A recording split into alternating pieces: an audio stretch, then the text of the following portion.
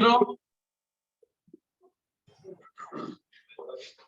Venture park फिर से venture talk लेके आपके समक्ष उपस्थित हुए हैं। आज हमारे प्रधान वक्ता है श्री नीरज झा, जो कि निर्माता एवं मुख्य कार्यपालक हनुमान। इनकी भूमिका की कोई आवश्यकता नहीं है, इनको हम तहे दिल से स्वागत करते हैं तालियां में। अभी हम श्री सुबोध कुमार को, जो सदस्य सचिव है वेंचर पार्क के, 2 शब्द कहने के अनुरोध। धन्यवाद। हेलो, ये सेशन हम लोग बेसिकली हम लोग सब यहाँ पे जो इंक्यूबेटी हमारे हैं, जो एंटरप्रेन्योर्स हैं, तो बेसिकली इस प्रोग्राम का पर्पस ये था कि हम लोग जैसे धीरज जी के बारे में परिचय सार्थक बताया है, ये भी एक स्टार्टअप है बिहार के और ये काफी अच्छा काम कर रहे हैं, ये हेल्थ सेक्टर में ये काम कर रहे हैं। और इस प्रोग्राम का हम लोगों का पर्पस ये था कि मेनली हम अपने लोगों को बताना चाह रहे हैं कि देखिए हम में से ही कुछ लोग अच्छा काम कर रहे हैं। और बेसिकली धीरज जी को हमने बुलाया कि ये आपके साथ अपना जो जर्नी है अभी तक का, कैसे इनका आइडिया ये आया और किस तरह से ये करना चाह रहे थे। तो इसके लिए चूंकि आप इनसे, ये आपकी तरह एक स्टार्टअप है और इनका आप एक बिजनेस जर्नी देखिए किस तरह से शुरू किए। तो इस सेशन का बेसिकली पर्पस ही था कि आप एक पीयर लर्निंग होता है कि मित्रों से लोग ज्यादा जल्दी समझता है। और आज धीरज जी हम लोग के बीच में है, ये अपना एक्सपीरियंस शेयर करेंगे हम लोगों के बीच में, ज्यादा और कुछ नहीं बोलना है। धन्यवाद सुबोध जी। अभी मैं आग्रह करूंगा श्री केपीएस कृषि, जो कि पूर्व अध्यक्ष हमारे, 2 शब्द कहने के। धन्यवाद दर्शन जी, अध्यक्ष जी और नीरज जी मेंबर सेक्रेटरी। नीरज जी को मैं बहुत अच्छी तरीके से तो नहीं, लेकिन जब ये अपने काम में उलझे हुए थे उस समय से मैं जानता हूँ और मैं ये कह सकता हूँ कि सक्सेसफुल स्टार्टअप हैं। नाम भी बड़ा अच्छा रखा है इन्होंने, हवा में उड़ते हैं, हनुमान। आप इंजीनियर हैं, ये तो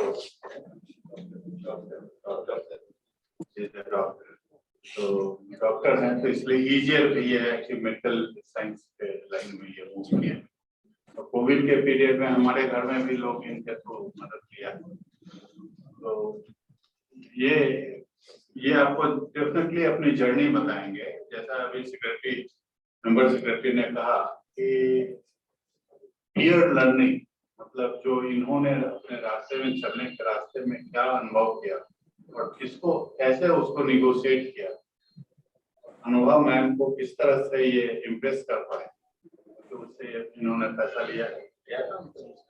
हाँ, तो ये भी आपको बताएंगे कि किस तरीके से स्टार्टअप को फंडिंग के लिए कैसे पिचिंग करना पड़ता है और किस तरीके से जो फंड है, जो भी एंजल फंड है, तो किस तरीके से आपने इन्वॉल्व होता है, इंटरेस्ट लेता है, ये सारी बात आपको बताएंगे। मैं समझता हूँ वो आपको काम।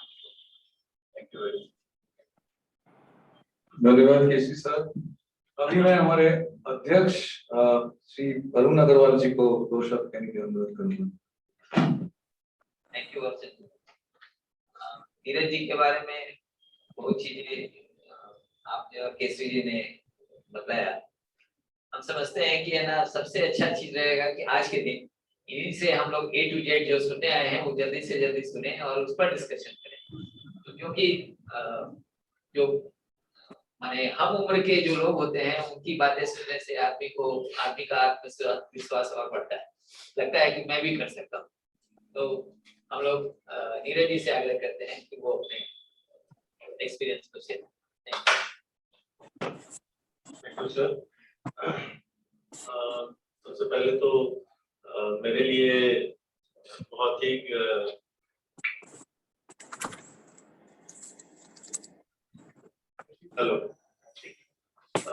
मेरे लिए बहुत ही प्राइड का विषय है कि मैं Arun Agrawal sir, Subodh sir, KPS Kesari uncle, जैसे लोगों के साथ आज बैठ पाया हूँ, ये अपने आप में मेरा बहुत सौभाग्य है। इन लोगों को देख के हम लोग बचपन से बड़े हुए हैं। जो आज का अपॉर्चुनिटी अर्चन देव ने मुझे करीब 15-20 दिन पहले बोला कि आपसे कुछ स्टार्टअप्स हैं, उनको मुखातिब करना चाहते हैं, बात करना चाहते हैं। मैं झट से तैयार हो जाता हूँ कि जब भी मुझे मौका मिलता है बात करने का, स्पेशली यंग माइंड से, क्योंकि मेरी खुद की जो जर्नी रही है वो बिल्कुल ऐसी ही रही। मैं खड़ा होकर बात कर सकता हूँ, थोड़ा कंफर्टेबल लगता है। मेरी खुद की जो जर्नी रही है वो बहुत ही डाइवर्सिफाइड जर्नी रही है। मैं बाय क्वालिफिकेशन एक डॉक्टर हूँ और मैं अपना पोस्ट ग्रेजुएशन जो है वो इमरजेंसी मेडिकल सर्विसेज में करने के लिए गया। तो ईएमएस जो है, इमरजेंसी मेडिकल सर्विसेज, इंडिया में अभी भी बहुत नेसेंट फेज में है। लोग बहुत सारे लोग इमरजेंसी को एज अ स्पेशलिटी रिकॉग्नाइज ही कर पाते हैं। तो मुझसे पूछते थे कि आप किस चीज के डॉक्टर हैं, तो मैं बोलता था इमरजेंसी का। तो लोग मतलब मुंह देखते थे, समझ में नहीं आ रहा इमरजेंसी का क्या डॉक्टर होता है, सब डॉक्टर इमरजेंसी देख लेता है। सो वो एक बहुत बड़ा चेंज जो है मुझे एकोमोडेट करना पड़ा अपनी लाइफ में, क्योंकि जब आप कुछ करते हैं और आपको रिकॉग्निशन नहीं मिलता है ना, तो पेन बहुत होता है, बट वो लर्निंग भी काफी आता है जब आप उसको करके और उसमें सक्सेस पा जाते हैं। सो स्पेशलिटी को जैसे डिफाइन किया जाता है, speciality is about knowing more and more about less and less. आप एक पूरा विषय पढ़ लेते हैं, पूरा मेडिसिन पढ़ लेते हैं, और उसके बाद आप केवल हार्ट के विषय को पढ़ेंगे तो आप कार्डियोलॉजिस्ट कहलाएंगे, केवल किडनी के संबंधित बीमारियों को पढ़ेंगे तो आप नेफ्रोलॉजिस्ट कहलाएंगे। सो कम चीजों के बारे में विस्तार से जानने को स्पेशलिटी बोलते हैं। इमरजेंसी एक ऐसी स्पेशलिटी थी जहां आपको हर चीज के बारे में विस्तार से जानना है। आपके पास आधा निकला हुआ बच्चा डिलीवर करता हुआ भी आ रहा है, आपके पास बुलेट इंजरी के पेशेंट्स भी आ रहे हैं, आपके पास ब्रेन हेमरेज भी आ रहा है। So I need to know almost everything of everything. तो इमरजेंसी का जो स्पेशलाइजेशन होता है वो थोड़ा ज्यादा कठिन होता है बनिस्बत दूसरे स्पेशलाइजेशन से। लेकिन हमारे सोसाइटी में जो अमूमन होता है वो ये कि इमरजेंसी रूम के अंदर जो रिसोर्स होते हैं, वो चाहे नर्सेज हो, वो चाहे डॉक्टर्स हो, चाहे एम्बुलेंस के अंदर जो रिसोर्स हो, वो सबसे कमजोर रिसोर्स को हॉस्पिटल में वैसे पोजीशंस पे डाला जाता है। आप एम्बुलेंस में किसी क्वालिफाइड इमरजेंसी मेडिकल टेक्नीशियन को नहीं देखेंगे, आप इमरजेंसी रूम में किसी इमरजेंसी स्पेशलिस्ट डॉक्टर को नहीं पाएंगे। जो डॉक्टर्स अपना पीजी नहीं कर पा रहे हैं या किसी कारण से कैरियर में बहुत अच्छा नहीं कर पा रहे हैं, वो इमरजेंसी रूम में ड्यूटीज करते हैं। तो ये मुझे स्पेशलिटी करने के बाद भी वो चेंज अकोमोडेट करना पड़ा, और वो बहुत कठिन फेज था मेरे लाइफ में। फिर जो है मुझे एक मेंटोर मिले, कर्नल एके सिंह। उन्होंने बोला कि तुम्हारा एडमिनिस्ट्रेटिव फ्लेयर है, you should do health care management. तो मैंने अपना एमबीए और एमफिल किया हॉस्पिटल हेल्थ सिस्टम्स मैनेजमेंट में, और मैं हॉस्पिटल प्लानिंग, डिजाइनिंग, आर्किटेक्चर का काम करने लगा। तो हेल्थ फैसिलिटीज को डेवलप करने का काम शुरू हुआ। अगेन वो एक बहुत बड़ा चेंज था, तो उसमें भी मुझे बताना पड़ता था कि मैं क्या करता हूँ, और अभी भी बताना पड़ता है। तो वो एक बहुत बड़ा चेंज था। बट ये सारे चेंज जो है ना लाइफ में बहुत सारा लर्निंग लेके आया। मैंने हेल्थ पॉलिसीज डिजाइन की हैं, नीति आयोग से एक प्रोजेक्ट आया था हाथ पे, तो मैंने झारखंड में मैटरनिटी चाइल्ड हेल्थ के ऊपर एक जो आशा कार्यकर्ता आप देखते हैं उसकी एक पूरी पॉलिसी के अंदर काम करने का मौका मिला। तो मैंने हेल्थ सेगमेंट को बहुत नजदीक से देखा, और जो इंक्विजिटिवनेस होता है ना आपके अंदर, हमारी जो सबसे कॉमन प्रॉब्लम है खास करके बिहार के बच्चों की, ऐसे ये पूरे इंडिया में प्रॉब्लम है हमारे जनरेशन की, इंक्विजिटिवनेस खत्म होते चला गया है। क्योंकि हमारा जो एजुकेशन सिस्टम है वो हमें सवाल पूछने के लिए ना डिस्करेज करता है। मतलब मुझे याद है, मेरे साथ तो ऐसा हुआ ही है, आप लोगों का पता नहीं, इसमें ज्यादातर लोग मुझसे 8-10 साल छोटे होंगे। हम लोग जब सवाल पूछते थे तो चौक से फेंक के मास्टर साहब मारते थे, और कुछ बच्चे ऐसे होते भी थे जो सवाल समझने के लिए नहीं पूछते थे, ये बताने के लिए कि हम जानते हैं सवाल पूछते थे। तो दोनों तरफ से प्रॉब्लम होता है। तो सवाल जो है डिस्करेज, जो बच्चा सवाल पूछता था उसको प्रैक्टिकल में नंबर कम दिया जाता था, both in primary education, secondary education और मेडिकल कॉलेज में भी सर। तो सवाल पूछने को ना हमेशा डिस्करेज किया गया, उस वजह से हमारा इंक्विजिटिवनेस जो है वो खत्म होता चला गया। हम लोग मान लेते हैं कि जो चीज जैसी है ऐसे ही चलता है, तो ये ऐसे ही चलता है वाली जो परंपरा है, इसकी वजह से ही मैक्सिमम काम हमारा सब स्टैंडर्ड होता है। बिहार में बढ़िया ब्रांड भी अगर आप देखेंगे ना, जो बाहर बहुत अच्छा सर्विस प्रोवाइड कर रहा है, वो भी जब बिहार आता है तो यहाँ का कल्चर चेंज हो जाता है। You go to Domino's Pizza in Boring Road and you go to Domino's Pizza in Connaught Place, you'll see the difference of service quality. ये इसलिए होता है क्योंकि हम लोगों के अंदर जो चलता है वाला एक्सेप्टेंस आ गया है ना कि यहाँ ऐसे ही चलेगा।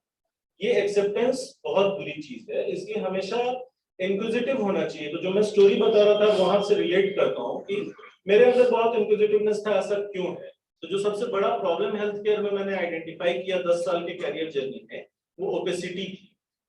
अगर आप हेल्थ केयर सिस्टम्स को देखेंगे तो बहुत ओपेक है, कुछ भी ट्रांसपेरेंट नहीं है।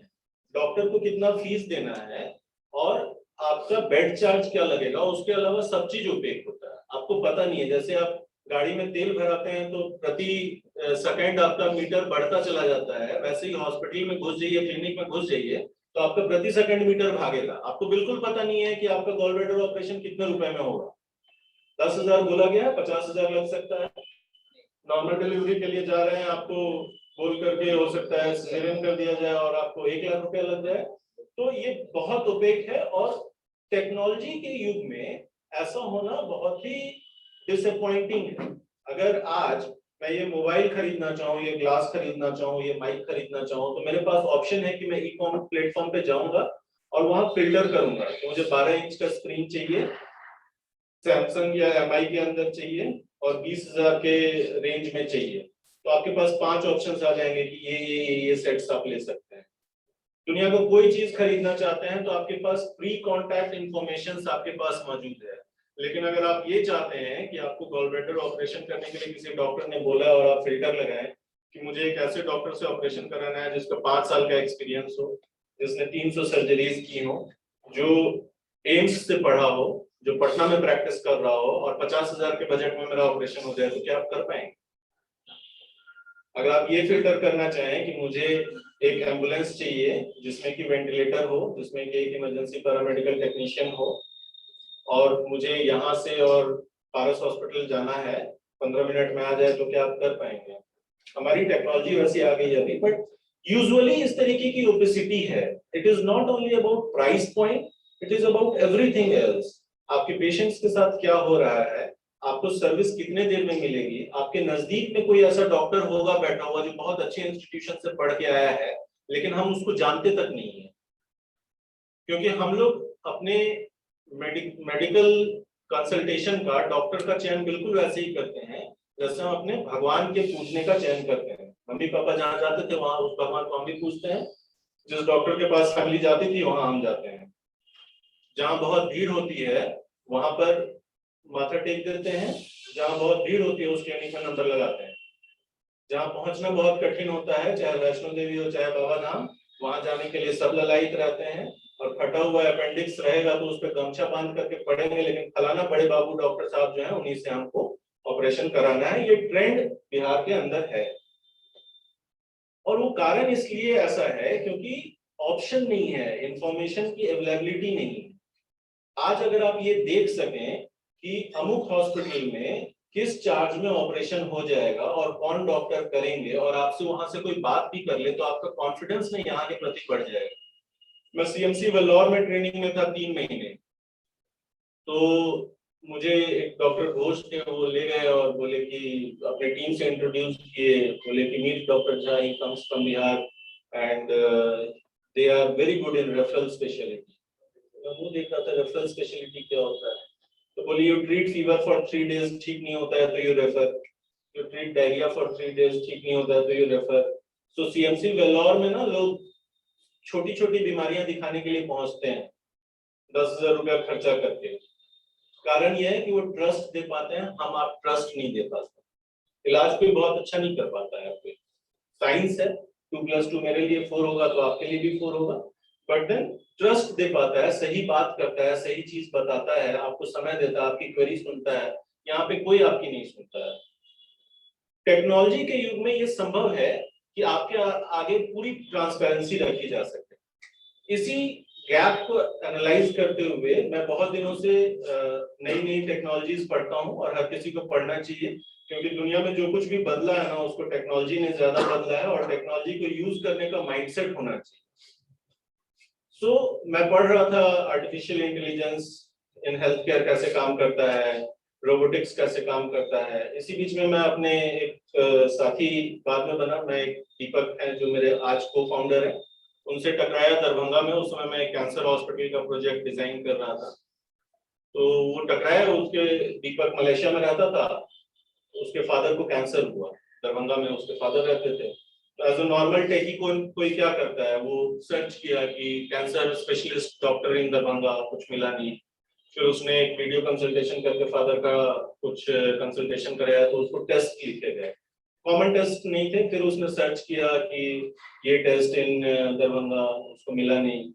Ultimately he had to fly down to Darbhanga. आया तो उस हॉस्पिटल में पहुंचा जहां मैं काम कर रहा था, उनसे मिला, बातचीत हुई, थोड़ी केमिस्ट्री अच्छी लगी। हमने जो है पूछा कि तुम क्या करते हो, तो बोला ऐसा ऐसा टेक्नोलॉजी पे काम करता हूँ। And he works in all emerging technologies, AI हो, एमएल हो, स्मार्ट सिटी प्लान किया था उसने अपने कैरियर में।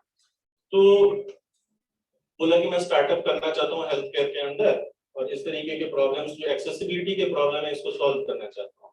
मैंने बोला दुनिया में सारी अच्छी टेक्नोलॉजी यूएसए में बैठ के, बैंगलोर में बैठ के, बॉम्बे में बैठ के बनती है, और वो जमीन पे उतर इसलिए नहीं पाती है क्योंकि कोई करने वाला नहीं होता है। यहाँ आना पड़ेगा। वो 2 मिनट में तैयार हो गया कि मैं आ जाऊंगा अगर कुछ अच्छा बनता है तो। मैंने बोला ठीक है, एक बेसिक आइडिया तैयार किया, और जो मैं अभी प्रेजेंटेशन आपको दिखाऊंगा उसमें बताऊंगा कि स्पीड ऑफ ट्रस्ट कैसे फास्ट होना चाहिए। तो हमने फटाफट जो है उसके ऊपर टेक्नोलॉजी बनाई। नवंबर 2019 की बात है, हम लोग सब मिले थे, और वहां से आइडिया स्टार्ट हुआ, और फरवरी एंड तक हमारा first cut technology, UI UX, app सब रेडी हो गया था। मार्च 20 में लॉकडाउन हुआ, और हमने अपना पायलट जो है वो स्टार्ट कर दिया। और वहां से मेरे साथ तीसरे साथी मेरे मिले, संतोष, और हम लोग जब पूरी दुनिया लॉकडाउन थी तो वी स्टार्टेड ट्रैवलिंग। एम्बुलेंसेस को हमने ऑनबोर्ड करना शुरू किया, और एक Ola model of ambulance, 350 ambulance Bihar में से रेप्लिकेट किए हम लोग, Ola model of ambulance start किया। और पिछले 1 साल के अंदर, मार्च 20 से लेकर के जुलाई 21 तक में हमने करीब 40,000 से ज्यादा ट्रांसपोर्टेशन एम्बुलेंस का ट्रांजैक्शन कर लिया है। And we have also extended to Bihar, Jharkhand, Delhi NCR और मुंबई। तो ये एक आइडिया था। इसमें बहुत सारे चैलेंजेस आए जब हमने ऐप बेस्ड सर्विस शुरू की और केवल एम्बुलेंस का प्रोडक्ट था हमारे पास। तो सबसे पहला जो चैलेंज था वो ये था कि जब हम लोग मार्केट में गए, हर चीज एक रिसर्च और एक्सपेरिमेंट से होके गुजरता है। बहुत सारे प्रोडक्ट्स के बारे में एग्जांपल केस यूज स्टडीज में बताऊंगा आपको। हमारा सबसे बड़ा चैलेंज ये था सर कि जब आप गाड़ी बुक करते हैं, कैब या रैपिडो टैक्सी, तो आपको पता होता है कि 8 रुपए किलोमीटर जाएगा या 5 रुपए किलोमीटर जाएगा। लग्जरी गाड़ी की अच्छी है तो 14 रुपए किलोमीटर भी जाएगा। एम्बुलेंस का कोई रेट नहीं था। एम्बुलेंस के जो रेट्स होते हैं, जब हमने रिसर्च किया और एम्बुलेंस वालों को पूछा कि क्या रेट में चलता है गाड़ी, तो it was time, opportunity and emotion based pricing. बोला कि सर एम्बुलेंस का रेट होता है, फोन करते हैं तो आवाज में जितना घबराहट होता है ना, हम लोग सब समझ जाते हैं, उसी हिसाब से रेट बोल देते हैं। तो बोले इसको ऐप में कैसे कन्वर्ट करेंगे? तो जो है वी एक्चुअली मतलब स्ट्रगल, सबसे बड़ा स्ट्रगल ना सर टेक्नोलॉजी बनाना नहीं था। सबसे बड़ा स्ट्रगल यही था कि लोगों को इस बात के लिए तैयार करें कि भाई तू 15 रुपए किलोमीटर चल, क्योंकि उसको क्या है 15 रुपए, अभी जैसे मार्केट में बहुत पेशेंट्स नहीं है, ये सीजन मेडिकल के लिए ठंडा होता है, तो अभी लोग 15 रुपए खुशी खुशी चल जाते हैं। यही मार्केट थोड़ा उठेगा तो बोलेगा कि रात में हमको 25 रुपए चाहिए, क्योंकि एम्बुलेंस मिल नहीं रहा। तो ये कंट्रोल करना सबसे डिफिकल्ट था। फिर हमने बहुत लोगों को पहले तो खुशामद किया, फिर उनको डराया धमकाया, मतलब एक बोलते हैं ना साम दाम दंड भेद, वो हमने सब कुछ किया। सीएस से जो है फोन करवाया, वहाँ के लोकल जो प्रतिनिधि होते हैं उनसे फोन करवाया कि नहीं कुछ तो रेट फिक्स करना पड़ेगा। यूनियन क्रिएट किया एम्बुलेंस के अंदर, कुछ अच्छे एम्बुलेंस वालों को पकड़ के, एंड अल्टीमेटली जो है हम लोग सक्सेसफुल हुए। पहले लॉट में हमने केवल 40 गाड़ियां ऑन बोर्ड की थी। तो आप समझिए आप इसको कि सेट ऑफ प्रॉब्लम्स आपको कैसे आइडेंटिफाई करना है। ये एक बड़ा प्रॉब्लम था हमारे लिए रेट्स का। तो जब हम लोग इससे बात करना शुरू किया ना एम्बुलेंस ड्राइवर से, और फर्स्ट 40 सेट ऑफ एम्बुलेंस हमने रेडी किया, तो हमें सेकंड सेट ऑफ प्रॉब्लम समझ में आया, जो कि जब हम बिजनेस क्रिएट कर रहे थे तो वो सेट ऑफ प्रॉब्लम हमारे लिए जानकारी में नहीं था। एम्बुलेंस का जो इकोनॉमिक्स होता है सर, वो हॉस्पिटल पे डिपेंडेंट होता है। हॉस्पिटल से जितना पेशेंट डिस्चार्ज होगा उसी पे एम्बुलेंस का बिजनेस होता है। जबकि एम्बुलेंस बना किस लिए है कि पेशेंट को रोड पे जो इमरजेंसी हो या घर में जो इमरजेंसी वहां से उठा के हॉस्पिटल ले जाए। डेटा ये कहता है कि only 7.9% of patient reach in emergency through an ambulance. बाकी सारे लोग अपने टेम्पू और 4 व्हीलर्स के अंदर या 2 व्हीलर्स के अंदर इमरजेंसी रूम में पहुंचते हैं। कारण क्या है? क्योंकि वेस्टर्न कंट्रीज में एम्बुलेंस कम्युनिटी सर्विस की तरह यूज होता है और हमारे देश में एम्बुलेंस केवल ट्रांसपोर्टेशन सर्विस के लिए यूज होता है। छोटे हॉस्पिटल से बड़े हॉस्पिटल, एक शहर से दूसरे शहर, छोटे हॉस्पिटल में सीटी स्कैन, अल्ट्रासाउंड, एक्सरे का ना होना, तो डायग्नोस्टिक सेंटर पे ट्रांसपोर्टेशन और डेड बॉडीज पे transportation. 90% of transportation of ambulance is this criteria only. और ये उसको कहां से बिजनेस मिलता है? हॉस्पिटल के बाहर से। इसीलिए एम्बुलेंस में लोग इन्वेस्ट नहीं करते हैं, क्योंकि जो एम्बुलेंस चालक है या ओनर है, चला रहा है तो 2 गाड़ी और खरीद लिया, लेकिन as a corporate, as a businessman आप एम्बुलेंस में इन्वेस्ट नहीं करते थे। जब हमने ये 40 सेट तैयार किया और हमारा क्या है, मार्केट साइज बड़ा हो गया, ऑनलाइन सर्विस है, लोग कहीं से भी ऑर्डर कर रहे हैं, तो एक एम्बुलेंस वाले को जो दिन में 1 भाड़ा उठाता था उसको 3 भाड़ा मिलने लगा। और उसको किसी सिक्योरिटी हॉस्पिटल के सिक्योरिटी गार्ड का चरण वंदना नहीं करना पड़ता है कि मुझे भाड़ा दे दो। तो हमें भी पैसे आए, उसको एक बड़ा मार्केट साइज भी मिला और इकोनॉमिक्स बनी। जैसे ही ये 40 लोग तैयार हुए तो 80 लोग और तैयार हुए और आज के डेट में सर 780 प्लस एम्बुलेंसेस हमारे पास हैं। जो प्रॉब्लम हमने अच्छा, ये जो प्रॉब्लम हमने सेकंड सेट आइडेंटिफाई किया वो इसलिए कर पाए क्योंकि आंख खुली हुई थी और डेटा पे नजर था कि क्या हो रहा है। किसी भी बिजनेस के अंदर सब लोग काफी सालों से बिजनेस में हैं तो वैलिडेट करेंगे मेरी बात को। किसी भी बिजनेस के अंदर आपको अपना डेटा और अपना ट्रेंड्स आइडेंटिफाई करना होगा। अपना कस्टमर से बात करना तो है ही, लेकिन उसके साथ ही आपका जो डेटा आ रहा है ना, कि आपको पैसा आ रहा है तो यूनिट, कौन सा यूनिट ज्यादा बिक रहा है, कौन सा यूनिट नहीं बिक रहा है, फर्स्ट टाइम कंज्यूमर अगर खरीदा है तो सेकंड टाइम आ रहा है कि नहीं आ रहा है। इस लाइफ साइकिल को कंज्यूमर पे समझने लगेंगे आप तो आपका बिजनेस क्लिक करेगा, क्योंकि आपको ट्रेंड और डेटा पे नजर रखना है। मैं रिक्वेस्ट करूंगा कि जो पीपीटी मैंने बनाया था उसको अगर आप डिस्प्ले कर सकें।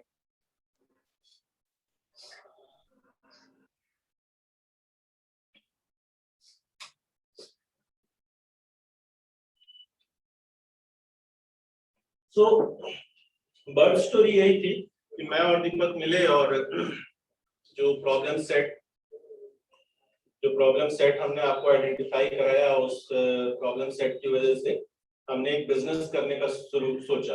अब ये हनुमान कैसे बना ये मैं बताता हूँ आपको। हमने बहुत सारा नाम जो है पहले गूगल किया कि किसी भी बिजनेस का नाम कैसे रखना चाहिए, तो गूगल में भी ये पता चला रिसर्च में कि बिजनेस क्या है और नाम दोनों सेम होना या सिमिलर होना जरूरी नहीं है। जैसे ओला जब आई तो कोई नहीं जानता था कि ओला एक कैब रेंटल सर्विस का नाम हो सकता है, उसका नाम कुछ नीरज कार्स हो सकता था, बट वो नाम ओला हुआ। अगर आप ओयो सुनते हैं तो किसी को, आज ओयो बहुत फेमस हो गया, बट किसी को ये नहीं पता है कि वो रूम सर्विसेज, होटल्स हो सकते हैं। जबोंग देख लीजिए, अमेजोन देख लीजिए, इससे बिल्कुल ही उसके बिजनेस का आइडिया नहीं लगता है। सो प्राइमरी क्राइटेरिया हमारा ये था कि नाम से बिजनेस का पता ना चले। दूसरी क्राइटेरिया ये थी कि जो आप एक्रोनिम्स क्रिएट कर सकते हैं उसका, और उस एक्रोनिम्स से आप बिजनेस आइडेंटिफिकेशन कर सकते हैं। तो इस तरीके से बहुत सारा चीज हमने जो है, पहले हम लोग सोचे कि ओला प्लस एम्बुलेंस नाम रखेंगे, बहुत सारा नाम हम व्हाइट बोर्ड एक्सरसाइज कर रहे थे। तो फिर हमने अल्टीमेटली डिसाइड किया कि हम लोग क्या क्या करना चाहते हैं वो लिखेंगे। तो हम अपने प्रोडक्ट्स लिख रहे थे, तो फर्स्ट चीज जो हमारे मन में थी कि हम लोग हेल्प करना चाहते हैं, तो हमने लिखा है हेल्प। फिर एक्सेसिबिलिटी का प्रॉब्लम है जो मैं समझा रहा था कि बगल में ही कोई है, आपका नेक्स्ट डोर नेबर है, लेकिन अगर आपको रात में जरूरत पड़ जाए तो क्या आप उसका दरवाजा खटखटा पाएंगे? लेकिन आपको रात के 1 बजे पिज्जा मिल सकता है। मुझे सीनियर्स बैठे हैं बट मैं फिर भी बोल रहा हूँ, रात में मैं टिंडर पे डेट कर सकता हूँ, लेकिन मेरे घर में इमरजेंसी है तो मैं एक नर्स नहीं खोज सकता हूँ। सो ये सारे प्रॉब्लम सेट्स हम लोग आइडेंटिफाई किए थे। 15 मिनट में पिज्जा मिल सकता है, 15 मिनट में एम्बुलेंस नहीं मिल सकता है। तो ये सारी चीजें हम आइडेंटिफाई कर रहे थे और हम लिख रहे थे। तो हमने लिखा कि हेल्प करना चाहते हैं, एक्सेसिबिलिटी का प्रॉब्लम सॉल्व करना चाहते हैं, एक्यूट केयर के अंदर अपना प्रोडक्ट बनाना चाहते हैं, और ये नीड बेस्ड प्रोडक्ट होना चाहिए, लग्जरी नहीं होना चाहिए। तो हमने ये सारा जब चीज लिखा तो हमारा प्रोडक्ट निकल के आया, H for help, A for accessibility. Sir next slide अगर क्लिक करेंगे। H for help, A for accessibility, N for need, U for utility, and जो है वो mankind से हमने निकाला। तो जब हमने पहला नाम बनाया था तो हमने बनाया था हाँ HAAN, और उसके बाद हमने फिर इसको रिफाइन करके हनुमान रखा। बाद में रेट्रोस्पेक्टिवली सोचा तो ये दिमाग में आया कि एक्चुअली गॉड ऑफ EMS जो है वो हनुमान थे। पहली बार उन्होंने दवाई डिलीवर की थी और पहली बार डॉक्टर को उठा करके लेके आए थे, तो ये बाद में हमारे दिमाग में आया। बट प्राइमरीली जो है हमने इस एक्रोनिम्स के इर्द गिर्द अपना प्रोडक्ट ड्राइव किया था। Next slide please.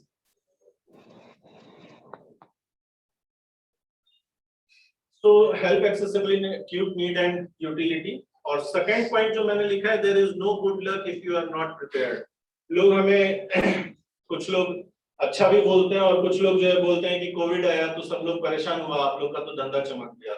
तो बहुत क्रिटिसिज्म भी उसके अराउंड आया, बट आई बिलीव कि गुड लक कुछ नहीं होता। मेरे सर ने एक बार कहा था, जो लास्ट मैंने पॉइंट लिखा है, मेरे सर ने बोला था कि ये जो रोना रोते हैं ना, अच्छी किस्मत थी और मेरी नहीं थी, ये बिल्कुल गलत है। अच्छा किस्मत कुछ नहीं होता है। एक अच्छी अपॉर्चुनिटी जब आपकी बहुत अच्छी तैयारी से मिलती है, तो जो बच्चा पैदा होता है उसको गुड लक होता है। तो आपको हमेशा तैयार रहना पड़ेगा। वो केवल कोलगेट करके स्माइल करने से नहीं तैयारी होती है, आपको पूरी तरीके से तैयार होना पड़ेगा। हर समय आपको अपने आप को बिजनेस के लिए, पढ़ाई के लिए, जो भी फील्ड में आप हैं, you need to study and be ready. कभी भी अपॉर्चुनिटी आपका दरवाजा खटखटाएगी, और अपॉर्चुनिटी हर किसी का दरवाजा खटखटाती है। आप सही समय पे अगर उसको पकड़ लिए तो आप आगे निकल जाएंगे। Next slide please.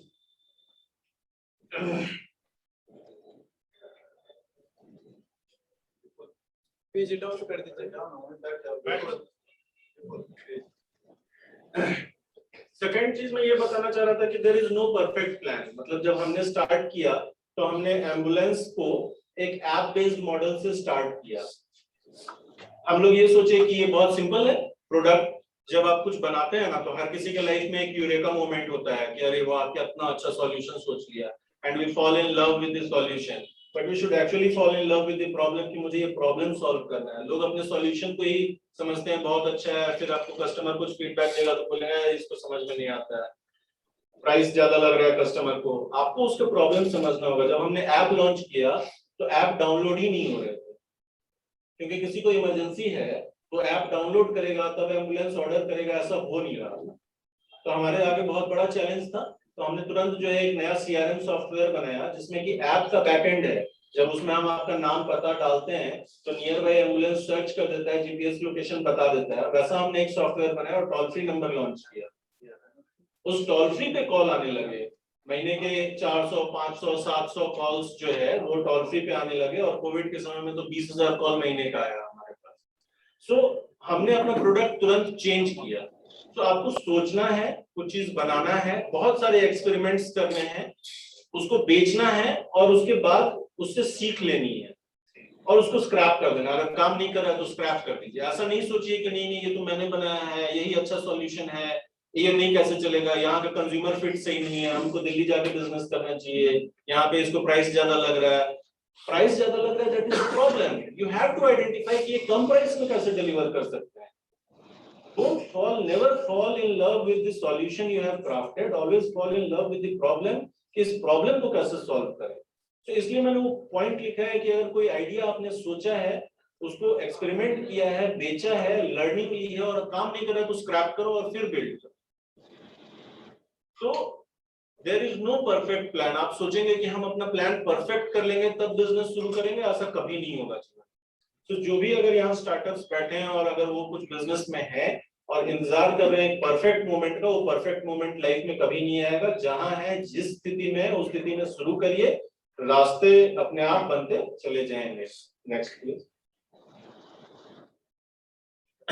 आइडिया से ना मोहब्बत नहीं होना चाहिए। Idea is no great deal. दिमाग में आ जाता है कि मैं मतलब फलाना चीज बना लूंगा। मैं यहाँ पे बहुत सारे स्टार्टअप्स को मिला हूँ। एक दिन फेसबुक पे किसी ने डेरोगेटरी कमेंट भी लिखा कि बिहार में जो स्टार्टअप्स बनते हैं वो केवल बैंगलोर का कॉपी पेस्ट स्टार्टअप होता है।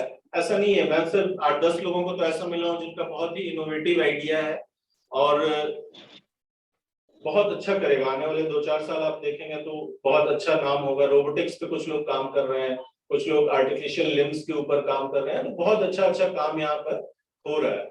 लेकिन प्रॉब्लम क्या है ना कि लोग समझते हैं कि मेरा जो आइडिया है वो बहुत पावरफुल है और इस आइडिया से ही सब हो जाएगा। आइडिया से नहीं होता। आइडिया हर किसी के दिमाग में आता है हर रोज।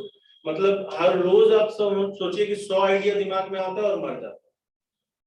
मैं एक और वेबिनार कर रहा था एक ऑर्गेनाइजेशन के लिए, वहां पे स्टार्टअप्स के कुछ बच्चे थे, तो एक सवाल आया मेरे पास कि सर किसी से आइडिया डिस्कस करने में डर लगता है कि कहीं चोरी ना हो जाए।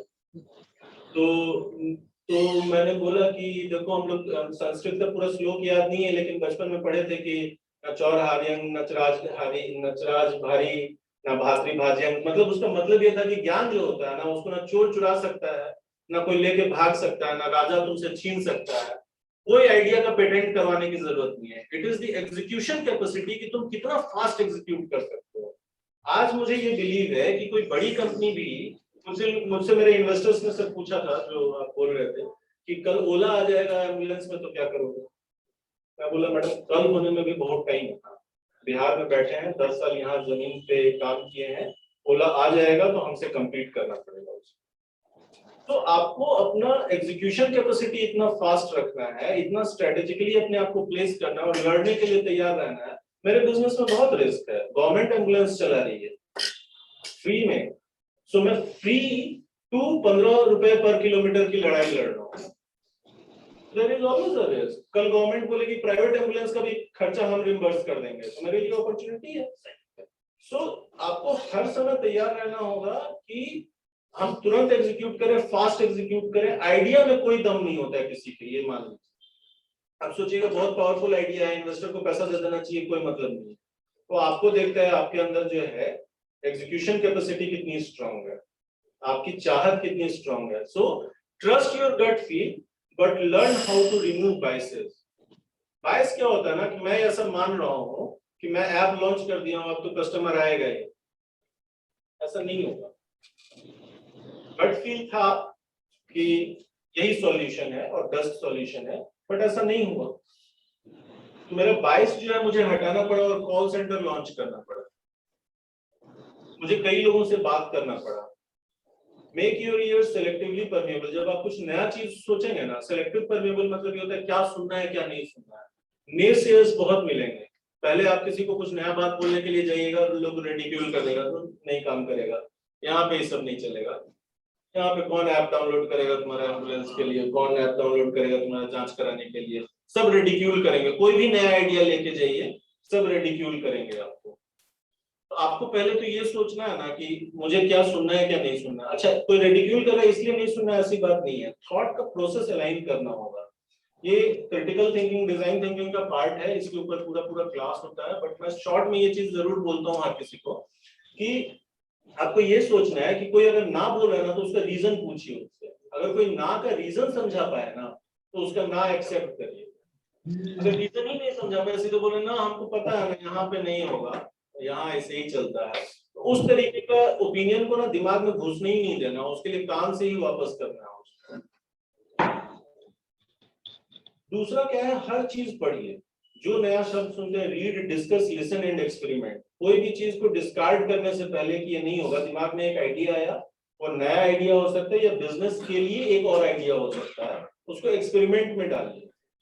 मैं आपको एक छोटा सा एग्जांपल बोलता हूँ। एयरबीएनबी का नाम सुना है सबने? यहाँ सबने सुना है? एयरबीएनबी जो है वो रेंटिंग में पहले basically was known for renting. उसका बिजनेस चल नहीं रहा था, तो काफी लोग, बिजनेस ग्रो नहीं कर रहा था, चल नहीं रहा था, नहीं ग्रो नहीं कर रहा था।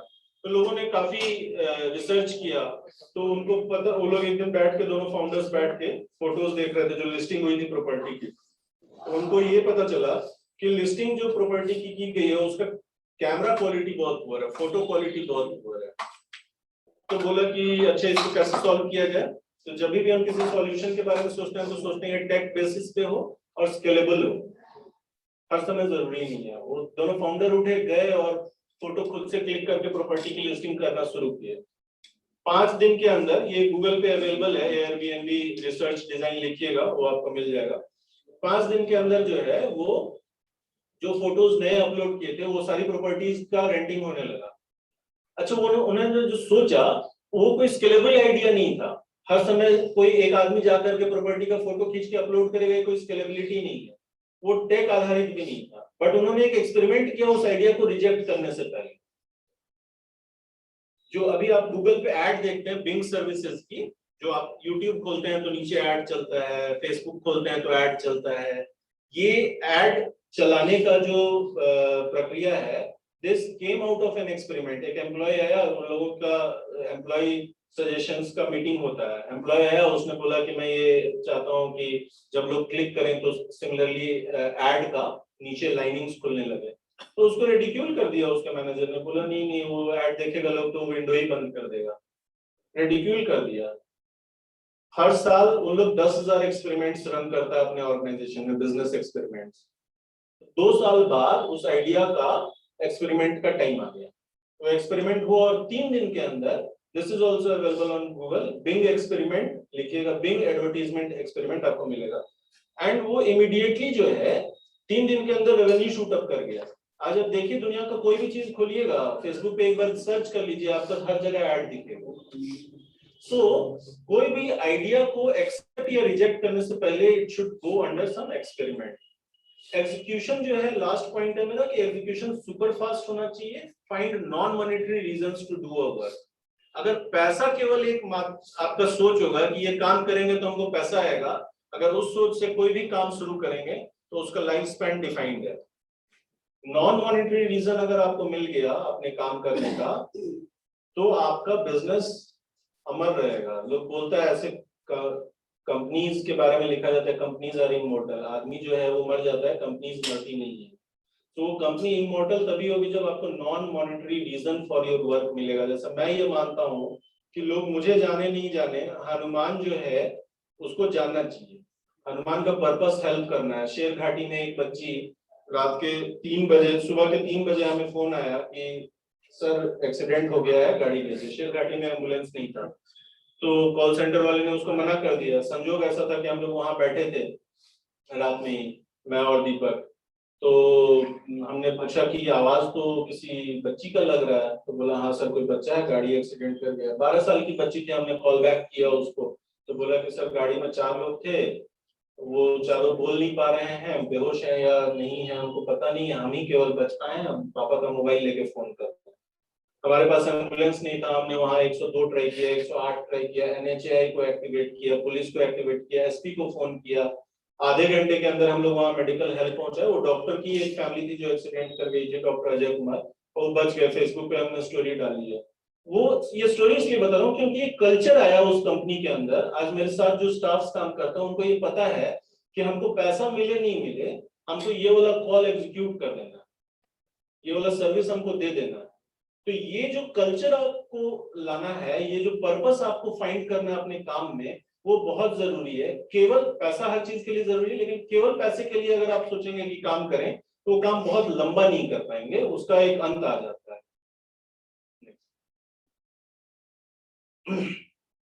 ये मेरे लाइफ का सबसे बड़ा लेसन है, इसलिए मैं इसको यहाँ पुट अप कर रहा हूँ।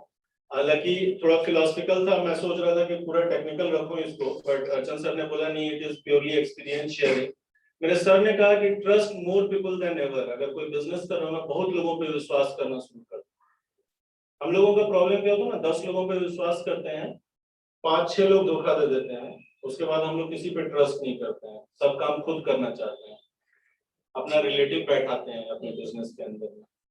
तो मेरा एक दोस्त है पंकज, वो आई क्लिनिक का चेन चलाता है। एक दिन आया मुझसे ऐसी बात कर रहा था, बोला कि सर हम देख रहे हैं कि सब एम्प्लॉय के बर्थडे पार्टी में चल जाते हैं, किसी के यहाँ शादी हो रहा है तो चल जा रहे हैं, तो हम लोग को तो एम्प्लॉय इतना, रिलेटिव्स इतना एम्प्लॉय में रखे हैं कि हमको करना पड़ता है, लेकिन आपको क्यों करना पड़ता है? तो बोले तुम्हारा बिजनेस कैसा चल रहा है? तो बोले ठीक है। बोले चोरी होती है? तो बोला बहुत। बोले रिलेटिव रखे हो ना? तो बोला हाँ। तो फिर मैं बोला देखो I find my relatives in my employees, you are trying to find employees in your relative, that is your problem. अगर आप 100 लोगों को बिलीव करेंगे ना तो भी आपको 7 ही लोग धोखा देंगे।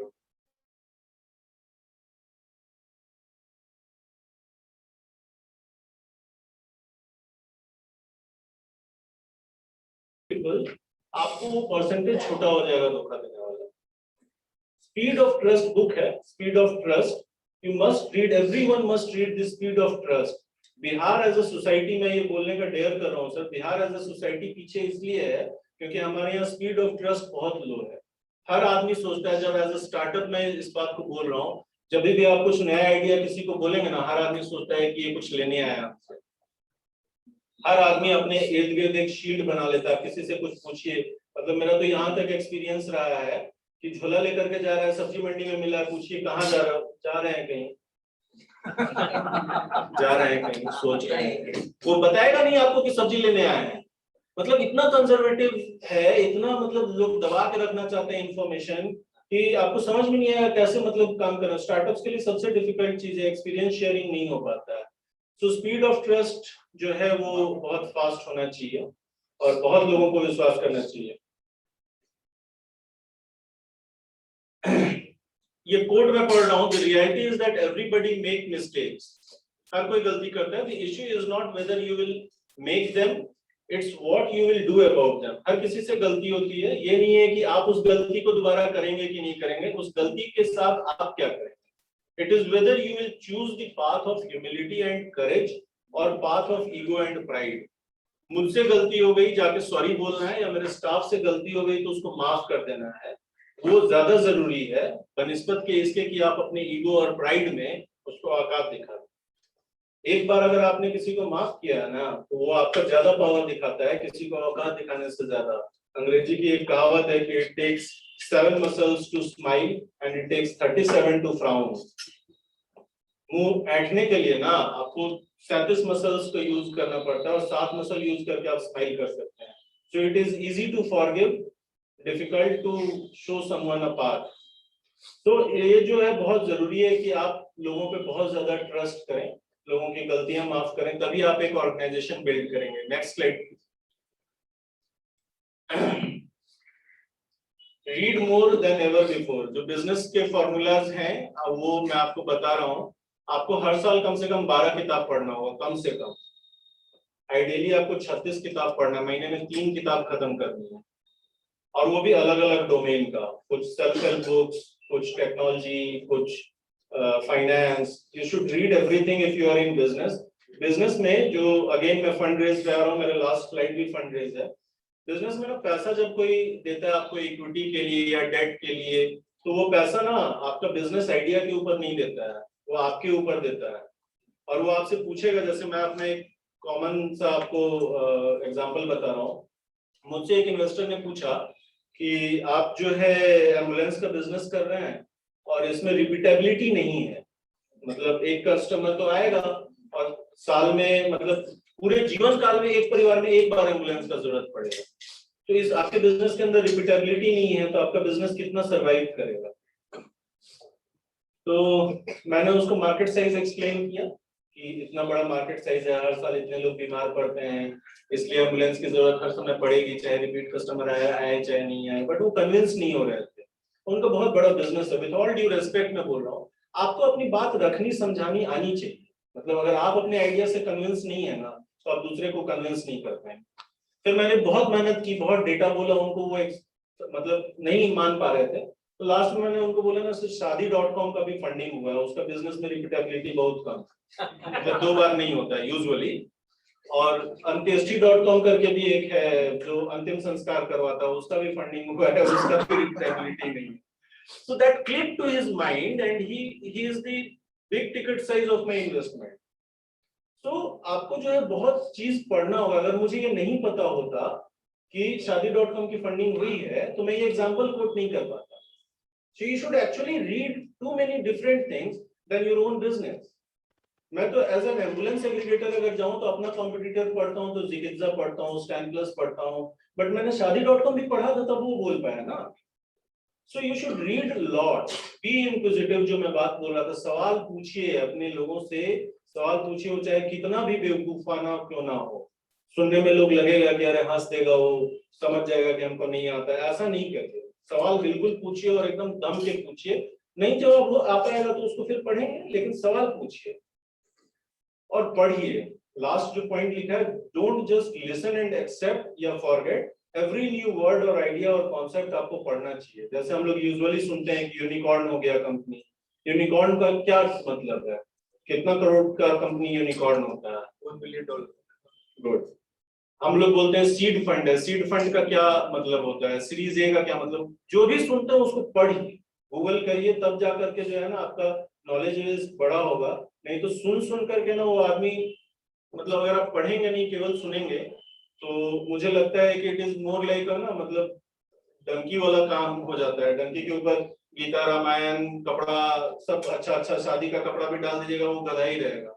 सो केवल आप लैंग्वेज सीख लेंगे और मटेरियल आपके अंदर नहीं आएगा तो आपका काम नहीं चलेगा। सो अगर आपको लगता है कि नहीं मुझे अपना बिजनेस इम्प्रोवाइज करना है, अपने आप को इम्प्रोवाइज करना है, तो हर साल नए स्किल सीखना होगा और उसके लिए आपको पढ़ना होगा। नेक्स्ट, अभी तक जो मैं कर रहा हूं ना, ये art of story telling. So every founder, every business founder must have the art of storytelling. जब आप कोई चीज पढ़ते हैं तो वो आप सीखते हैं, लेकिन जब किसी चीज को आप बता पाते हैं तो आप उसके इमोशन से कनेक्ट कर पाते हैं। इसका फोटो आप ले सकते हैं। This is a very interesting line to say, story telling evokes a strong neurological response. दिमाग के अंदर जो बोलते हैं ना, वो मूवी में बोला था कि केमिकल लोचा होता है। जब आप स्टोरीज सुनते हैं ना, that creates a neurological response. Neuroeconomist Paul Zak research indicates that our brain produces stress hormones, cortisol, during these tense moments in a story, which allows us to focus, while the cute factor of the animal release oxytocin, the feel-good chemical that promote connection and empathy. जब आप कोई story सुनते हैं तो आपके अंदर, आप देखें, वो अच्छा स्टोरी टेलर जो होता है ना, वो बोलेगा दरवाजा खुला करो, है ना, आपके अंदर ना हर समय आपका एक्साइटमेंट बना के रखता है। वो आपको लंबा टाइम याद रहता है। जब आप सुनते हैं किसी चीज को, आप पढ़ते हैं वो भी याद रहता है, बट उसकी मेमोरी स्पैन शॉर्ट होती है, और जो चीज आप सुनते हैं उसका मेमोरी स्पैन लंबा होता है। तो जब आप अपना बिजनेस कर रहे हैं, और स्पेशली जब आप स्टार्टअप्स के अंदर हैं, जब आपको लगातार लोगों से बात करनी है और फंड रेज करना है, तो you should be a very good story teller, क्योंकि हर समय लोगों के अंदर वो एक्साइटमेंट बना के रखना अपने बिजनेस के प्रति बहुत जरूरी है। अगेन लॉन्ग सेंटेंसेस, बट इसका कहने का मतलब ये है कि स्टोरीज ज्यादा पावरफुल होती हैं आपकी राइटिंग के कंपैरिजन में। इमोशंस ट्रिगर करता है जब आप किसी से बात करते हैं, अपनी स्टोरी बताते हैं, that creates lot of emotion and bonding होती है 1 to 1। मैं महात्मा गांधी की लिखी हुई किताब पढ़ूं और महात्मा गांधी से बात हो जाए मेरी, तो ज्यादा कनेक्ट किस चीज में होगा? बात करने में। तो जब आप किसी से बात करते हैं ना, तो आपको अपनी सारी बात उसके आगे रखनी चाहिए। आपको नहीं पता है कि कब कौन कैसे आपसे कनेक्ट होगा और आपका फायदा होगा, इसलिए ऑनेस्टली आपके इमोशंस को, आपके पर्पस को हमेशा लोगों के सामने रखिए। रिपीट कई बार करना पड़ता है तो बोरिंग लगता है कि एक ही बात बार बार बोलना पड़ रहा है, लेकिन क्या है ना कि वो आपको कनेक्ट देगा। मैं आपको एक शॉर्ट एग्जांपल बस बता रहा हूँ। जैसे सर ने बोला कि उनके घर पे भी शायद कोविड में हमारा कुछ हेल्प किया था। मुझसे कनेक्ट किया मिस्टर राजशेखर ने लिंक्डइन के थ्रू, और वो बोले कि मेरे पापा का ऐसे ऐसे प्रॉब्लम हो गया है, पापा और मम्मी घर में अकेले रहते हैं, उनको कोविड हो गया है, उनको एक हॉस्पिटल में भर्ती करवा दीजिए। तो उनको मैंने इमीडिएटली रिस्पॉन्ड किया लिंक्डइन पे, उनको एडमिट करा दिया। फिर अगले दिन उनका फोन आया कि मम्मी घर पे अकेले रह गई है, मैं तो सऊदी में हूँ। तो मैं सऊदी में वो खाना कैसे खाएगी, कोई दाई भी नहीं आ रही थी। मेरा काम नहीं था, बट मैंने जो है लोकल अरेंजमेंट करके एक कंपनी थी जो दाई का सर्विस प्रोवाइडर, उससे अरेंज करवा दिया उनका दाई भी।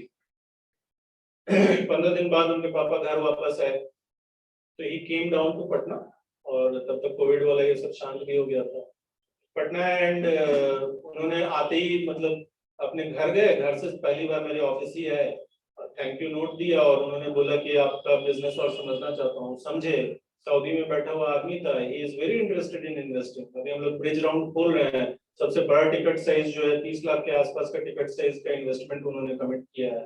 तो आपको अपना स्टोरी हर किसी को बताना है। आप ये नहीं सोचिए कि मतलब ये बताएंगे उनको अच्छा लगेगा कि नहीं, उनमें एक्साइटमेंट, उनका इंटरेस्ट है कि नहीं। आपका काम ना बिल्कुल कवि वाला है, जब मौका मिले खड़ा होना है, उसको पकड़ना है, अपना काम बताना है। नहीं बताइएगा आपका बिजनेस ग्रो नहीं करेगा। अहम के साथ कोई बिजनेस ग्रो नहीं किया। आप किसी अच्छे गाड़ी के शॉप में जाएंगे ना, मालिक कोई भी बैठा रहता है ना, नया कस्टमर देखता है उठ के तुरंत उसको नमस्कार कर देता है। बिजनेस के लिए आपको अटेंशन और आर्ट ऑफ स्टोरी टेलिंग बहुत स्ट्रांग चाहिए। Next please. नाउ जो सब लोग सुनना चाहते होंगे स्टार्टअप स्पेशली, कि फंड रेज जो है ये कंप्लीटली साइंस है। इसको अगेन ये गुड लक हो गया उनका, या इस तरीके से भी सोचना जो है वो गलत है। Fund raise is completely a science. आपका बिजनेस के अंदर क्या क्या आपको समझना है और क्या क्या आपको बताना है, जो अभी पिछले स्लाइड्स में मैं बता रहा था, जब आप वो समझेंगे तो आपको फंड रेज का साइंस समझ में आएगा। Yes, it is also an art to practise this science, लेकिन ये प्योरली साइंस है। 2+2 4 होता है अगर, तो मेरे लिए तो आपके लिए भी होना चाहिए। तो जो फॉर्मूला मैं यूज कर रहा हूँ आपको भी यूज करना है, तो सेम रिजल्ट्स आने चाहिए। ये बिल्कुल सच है और ये इसीलिए उसको साइंस बोलते हैं। नेक्स्ट, ये एक बहुत इंपॉर्टेंट फॉर्मूला है जो पटना से ही मुझे मेरे एक सर ने दिया। मैं उनको पहली बार ही मिला था, तो मेरे पास ये भी एक शॉर्ट स्टोरी। अगर मैं बहुत लंबा तो नहीं बोल रहा हूँ ना सर, 5 मिनट में और फिनिश कर दूंगा सर। तो इसी कवायद में जब हम लोग सीड राउंड के लिए जा रहे थे, तो किसी ने मुझसे बोला कि ऐसा है कि उस समय हमारा एम्बुलेंस और डायग्नोस्टिक का 2 बिजनेस लॉन्च हो चुका था, 2 प्रोडक्ट्स लॉन्च हो गए थे। तो डायग्नोस्टिक में हम लोग जोमेटो मॉडल ऑफ डायग्नोस्टिक करते हैं। हर एक पिन कोड एरिया में आपको दिख जाएगा कि कौन कौन सा लैब है और उसके प्राइस क्या है। तो उन्होंने बोला कि तुम ये दोनों चीज नहीं करो, तुम एक ही चीज करो, केवल एम्बुलेंस करो, 2 बिजनेस एक साथ शुरू नहीं करो, इसको 3 साल बाद देखेंगे। मेरा आइडिया ये था कि एम्बुलेंस के लिए कोई ऐप डाउनलोड कर नहीं रहा है। नेक्स्ट राउंड में जाऊंगा तो लोग पूछेंगे नंबर ऑफ ऐप डाउनलोड्स कितने हैं। वो एक इंपॉर्टेंट मार्कर होता है वेंचर फंड के लिए। सीड तो आपको मिल गया, बड़ा फंड आपको नहीं मिलेगा अगर ऐप डाउनलोड नहीं है तो मैंने बोला कि डायग्नोस्टिक का बिजनेस में लोग ऐप डाउनलोड करेगा, क्योंकि 40% डिस्काउंट उसको कोई लाभ नहीं दे रहा है। तो वहां पे लोग ऐप डाउनलोड करेगा, और वो एक रेगुलर सर्विस की है। जो रिपीटेबिलिटी वाला क्वेश्चन मेरे साथ था एम्बुलेंस में, उसको मैं डायग्नोस्टिक से सॉल्व कर पा रहा था। तो मेरे पास अपना एक लॉजिक था उस बिजनेस को क्रिएट करने का। बट उन्होंने मुझे बोला कि अगर तुम ये दोनों करोगे तो फिर मैं इन्वेस्ट नहीं करूंगा, और वो भी अगेन बिग टिकट साइज था। 30% ऑफ इन्वेस्टमेंट उन्हीं का था। बहुत मतलब, और मेरा टर्म शीट साइन होने वाला था उस दिन, और उस दिन उन्होंने ये टर्म जो है मेरे आगे रख दिया। मेरा बहुत डिप्रेशन था, बहुत हेवी डिप्रेशन था, ऑलमोस्ट रो रहे थे। तो गए इसी तरीके से, एक उनका बिजनेस है पटना में बहुत बड़ा, उनके पास बैठे बातचीत किए, तो हमको यही लाइन बोले कि money is required for raising a business. तुमको अपना बिजनेस करने के लिए पैसा चाहिए, तुम पैसा रेज करने के लिए कोई बिजनेस नहीं बनाया। सो ये बिजनेस तुम्हारा है, तुमको डिसाइड करना है कि तुमको ये दोनों काम करना है या एक काम करना है। अगर पैसा रेज करने के लिए बिजनेस बनाए हो तो जो बोल रहा है मान लो। अगर बिजनेस के लिए पैसा चाहिए तो तुम अपने शर्तों पे काम करो।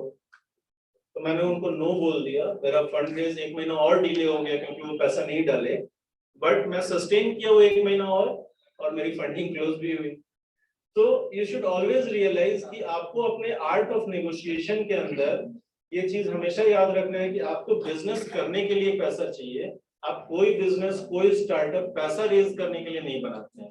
And money raise, fund raise is not the marker of success in any startup. आपका बिजनेस चलना चाहिए, फंडिंग आई नहीं है वो इम्पोर्टेंट जो है, आपका सक्सेस का मार्कर एटलीस्ट नहीं है। पैसा आता है तो बिजनेस ग्रो करना ज्यादा आसान हो जाता है, फास्ट हो जाता है, स्केलेबिलिटी आ जाती है। लेकिन ऐसा नहीं है कि फंडिंग नहीं होता तो बिजनेस नहीं चलता है। So you should always think of कि आपका बिजनेस इंपॉर्टेंट है, पैसा रेज इंपॉर्टेंट नहीं है। Next, now you should click the picture of this slide. This is the last slide. आपको फंड रेज का लैंग्वेज जो है ना वो समझना होगा कि पैसा क्यों रेज करना है। ये स्लाइड से ही सारे सवाल आपके हैं और सारे जवाब भी इसी में हैं। हालांकि मैं इन सारी चीजों का एक्सपर्ट नहीं हूँ, इसलिए मैं इसके डिटेल्स में नहीं जाऊंगा, बट मैं आपको बोल रहा हूँ, आपसे पहला सवाल ये पूछा जाएगा कि पैसा क्यों चाहिए। जैसे ही आप बोलते हैं कि मुझे मेरे बिजनेस के लिए पैसा चाहिए, तो आपसे सवाल ये पूछा जाएगा कि क्यों चाहिए, क्या करोगे। मान लो कि 1 करोड़ रुपया दिया, 5 करोड़ रुपया दिया, और अब तो मतलब लोग ऐसे पूछते हैं कि 200 करोड़ रुपया दिए तो क्या करोगे। महीने का रेवेन्यू आपका 2 लाख रुपए का, कोई आया पूछ रहा है 200 करोड़ रुपया देंगे तो क्या करोगे। अब उसको कैसे बताइएगा कि 5 साल में क्या क्या करिएगा। तो ये जो विजन है ना वो आपके पास होना चाहिए कि पैसा क्यों चाहिए आपको, आपका बिजनेस में पैसे का क्या काम है और उसका यूटिलाइजेशन क्या है और रिटर्न ऑन इन्वेस्टमेंट क्या आएगा, पैसे का यूटिलाइजेशन किस किस हेड्स में करिएगा, ये आपको पता होना चाहिए। मैंने यहाँ कई स्टार्टअप से बात की है, लोग चाहते हैं कि उनको पैसा मिल जाए, 10 लाख रुपया का यूटिलाइजेशन कैसे करेंगे ये पता नहीं है। सैलरी हेड में कितना खर्चा करेंगे, टेक्नोलॉजी पे कितना खर्चा करेंगे, मार्केटिंग में कितना खर्चा करेंगे, मार्केटिंग में डिजिटल में कितना करेंगे, फिजिकल मार्केटिंग में कितना करेंगे, पीआर एक्टिविटी पे कितना करेंगे, ये पता ही नहीं है, पैसा रेज नहीं होगा। You will have to know your business in depth and you will have to know your vision in depth. अगर आपको 5 शहर में बिजनेस करना है तो प्रत्येक स्टोर बनाने का कितना पैसा लगेगा, एक स्टोर में कितना स्टाफ होगा, कितने का माल लेके आएंगे, एवरेज महीने में कितना बेच लेने का टारगेट है, अगर उतना नहीं बिका तो मिनिमम कितना बेच लेंगे, उस बेचने से आपको कितना का मुनाफा आएगा, कितना का लॉस होगा, और फिर आपको इस लॉस की भरपाई के लिए कितना पैसा चाहिए। इस डिटेल्स में अगर आपके पास नंबर आपकी जुबान पे नहीं है तो आप कभी जीवन में पैसा रेज नहीं कर पाएंगे। फॉरगेट इक्विटी, डेट नहीं देगा, लोन नहीं देगा पैसा। ठीक बोला sir?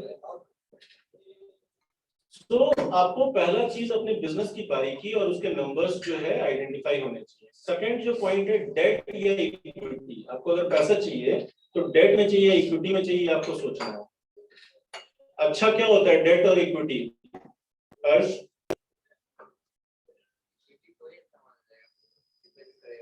What is cheap?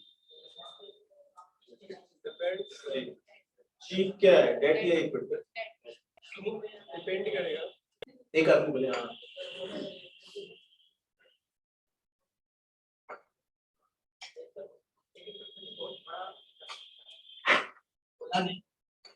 Paytm ने 8 लाख के लिए 40% अपने शेयर दे, तो बहुत उस स्टेज में पड़ा, घाटे का सोच है। लेकिन अभी जैसे हम देख रहे हैं ओला को बड़े बड़े इक्विटी दे रहे हैं, बड़े पैसे ले रहे हैं, इक्विटी कम दे करके तो उनको फायदा हो रहा है। तो स्टेज के हिसाब से डिसाइड होगा कि आपके लिए डेट बेहतर है या इक्विटी। और कोई जवाब देना चाहेगा? Sir again depends upon the terms and conditions. जैसे कुछ एग्जांपल जैसे सर ने बताया अभी भी टर्म्स एंड कंडीशंस उसको आप पहले समझिए कि what exactly the matter is, उसके बाद डिसीजन। और कोई?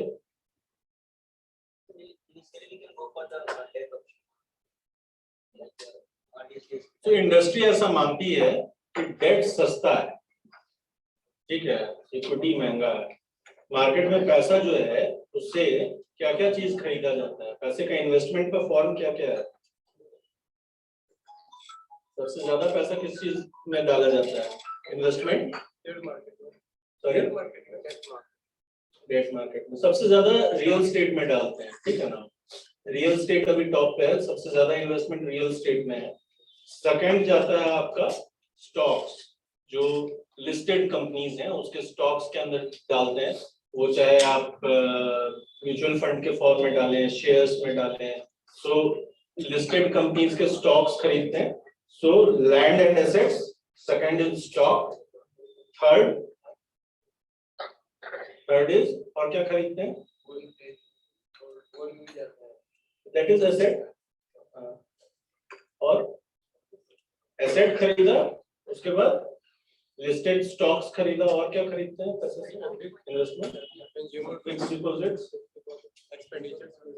यानी कि कंजर्वेटिव बैंक इन्वेस्टमेंट्स बोलते हैं ठीक है mutual fund is not banking investment it is stock then you put your money in bank and fourth comes equity अब इक्विटी जो है वो हमारी प्राइवेट लिमिटेड कंपनीज की लिस्टेड नॉन लिस्टेड कंपनीज की इक्विटी खरीदी जाती है इक्विटी इंडिया में टोटल इन्वेस्टमेंट जितना होता है उसका मात्र 4.5% है और उस 4.5% इक्विटी की इन्वेस्टमेंट के ऊपर आप हर महीने एक नया यूनिकॉर्न देख रहे हैं 400 करोड़ 500 करोड़ 1000 करोड़ 2000 करोड़ का इन्वेस्टमेंट हो रहा है मात्र 4% का इक्विटी परचेज में अब आप सोचिए कि अगर म्यूचुअल फंड की तरह ये ऑप्शन आ जाए लोगों के पास कि हम इक्विटी खरीद सकते हैं कंपनीज का तो कितना सारा यूनिकॉर्न कंट्री में बनने लगेगा लेकिन जिनके पास पैसा है उनको भी आइडिया नहीं है कि इक्विटी परचेज कैसे करें किन कंपनीज का करें क्योंकि लिस्टेड कंपनीज का तो सब चीज पब्लिश होता है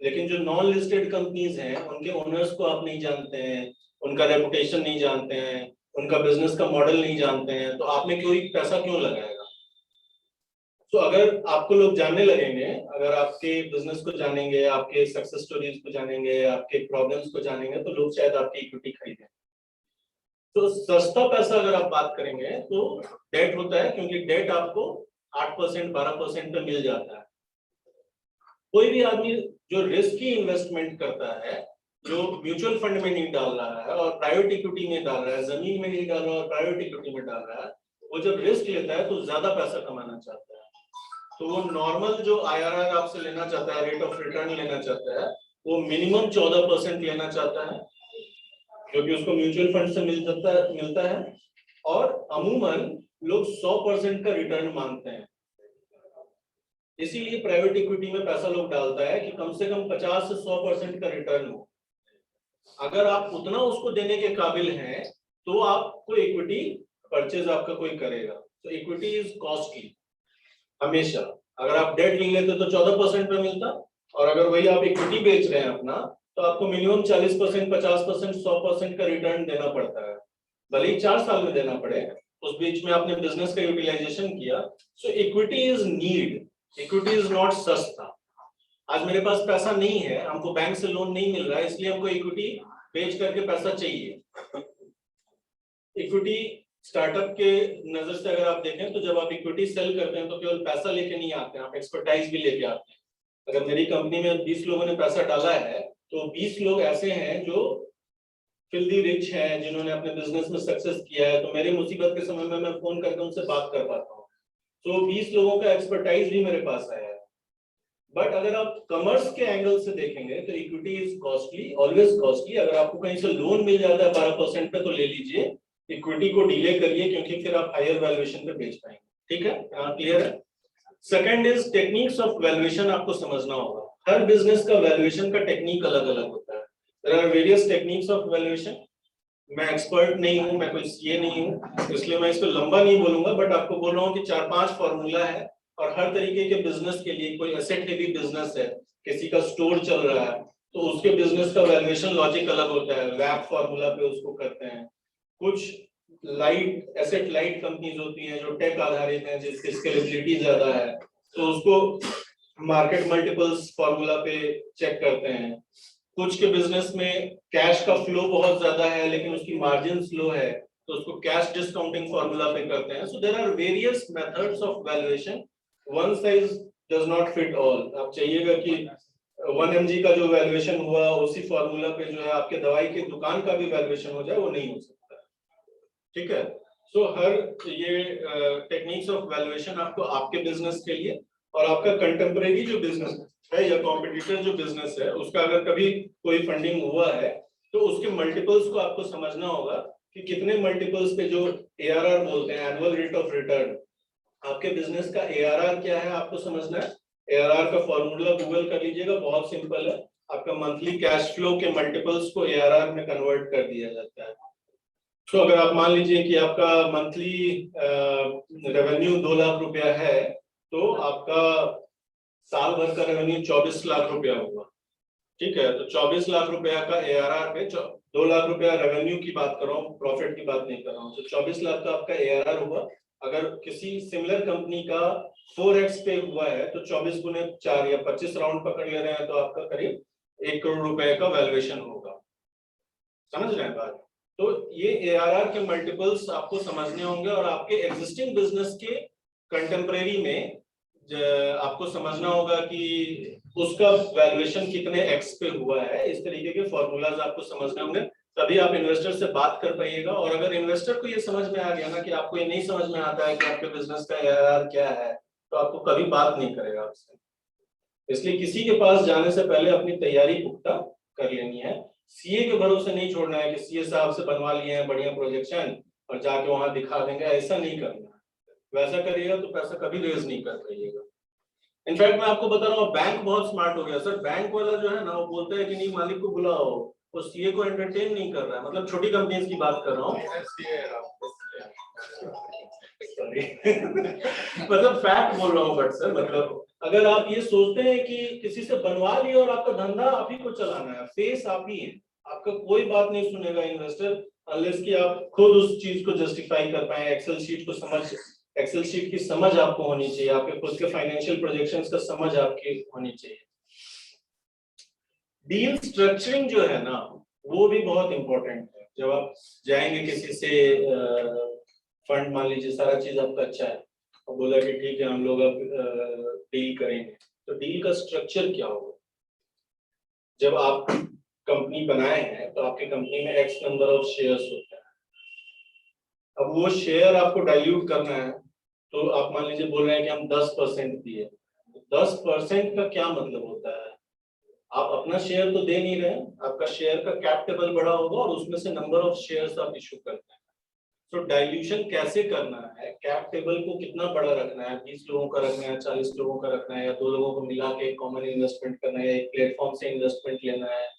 इस तरीके के डील के स्ट्रक्चर को आपको समझना होगा, क्योंकि सपोज करिए 50 लोगों से कम पैसा ले लिया और अ पीरियड ऑफ टाइम कि अभी ये 10 लाख रुपया देने के लिए तैयार हो गए, 5 लाख वो देने के लिए तैयार हो गए और सबसे पैसा ले रहे हैं और शेयर्स डिस्ट्रीब्यूट कर रहे हैं। 3 साल में पता चला 50 लोग आ गए आपके कंपनी में, आपके कैप टेबल पे, तो आप एक लिस्टेड कंपनी के तरह आपके ऊपर नॉर्म्स लागू हो जाएंगे। अब आप पब्लिक लिस्टिंग कंपनी की तरह आपको नॉर्म्स फॉलो करने पड़ेंगे। सो डील के स्ट्रक्चर को समझना बहुत जरूरी है।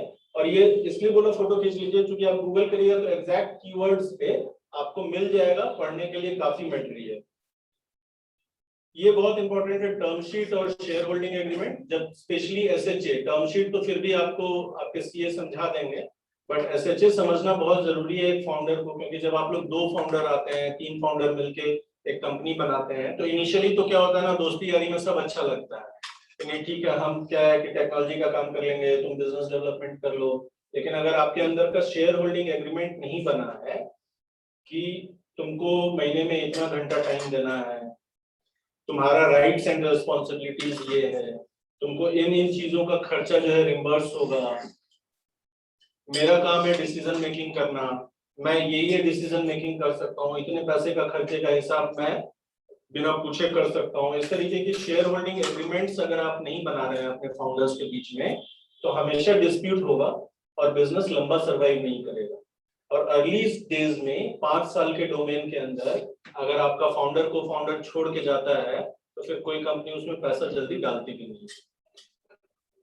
सो एसएचए को पढ़ना, एसएचए के टर्म्स को पढ़ना समझना ये बहुत जरूरी है। एसएचए का बहुत सारा फॉर्मेट आपको मिलेगा ऑनलाइन, एसएचए के फॉर्मेट को डाउनलोड करिए और पढ़िए, और उसमें जो टेक्निकल टर्म्स आएगा उसको अंडरलाइन करके आपके जो भी फाइनेंशियल एक्सपर्ट्स हैं उनसे आप समझ सकते हैं। Term sheet again is very important. जब इन्वेस्टर आपको पैसा देने के लिए तैयार हो जाता है तो आपके आगे टर्म शीट रखता है, उस टर्म शीट में आपको बहुत सारा अंग्रेजी होता है।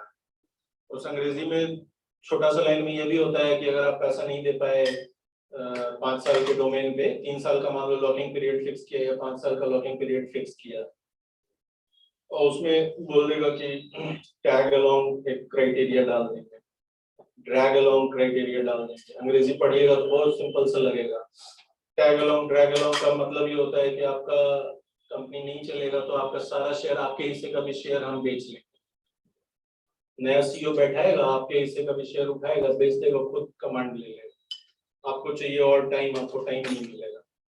तो टर्म शीट साइन करने से पहले उसका एक एक लाइन जो है वो आपको पढ़ना चाहिए कि उसका मतलब क्या होता है। और बहुत टेक्निकल टर्म्स हैं इसके अंदर, बट बहुत ज्यादा नहीं है, मतलब मुश्किल से 20-30 वर्ड्स ऐसे होंगे जो अगर आप बढ़िया से पढ़ लीजिएगा, बैठ के समझ लीजिएगा, तो आपको टर्म शीट और एसएचए समझ में आ जाएगा, बट वो जानना जरूरी है।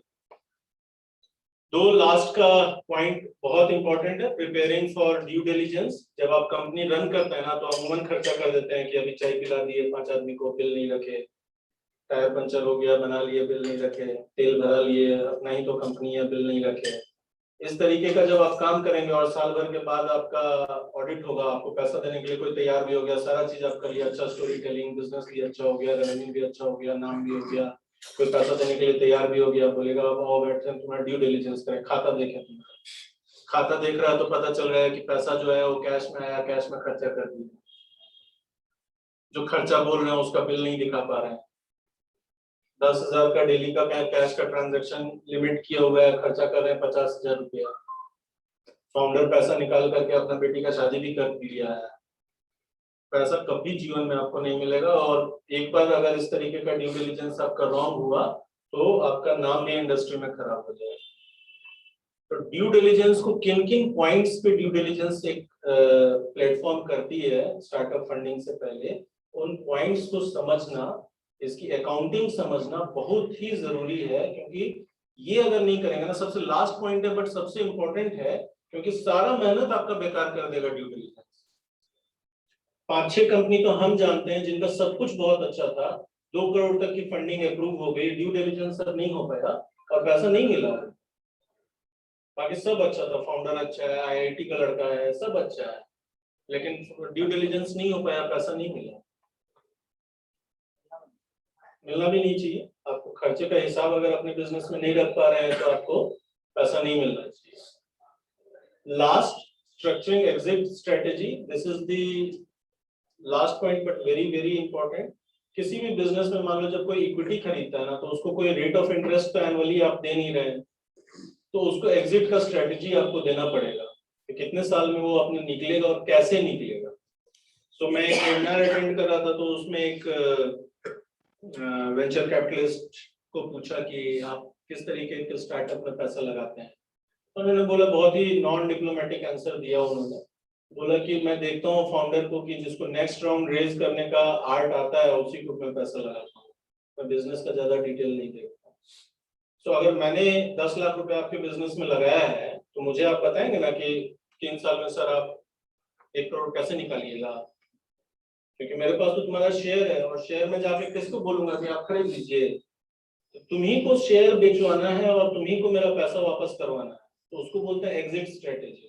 तो तुमको एग्जिट स्ट्रेटेजी अपनी इन्वेस्टर्स के लिए भी बनानी है और एग्जिट स्ट्रेटेजी अपने लिए भी बनानी है, क्योंकि सारा फाउंडर ये सोच करके तो आया नहीं है कि मुझे रिलायंस बन जाना है और जीवन भर मुझे रिलायंस ही चलाना है।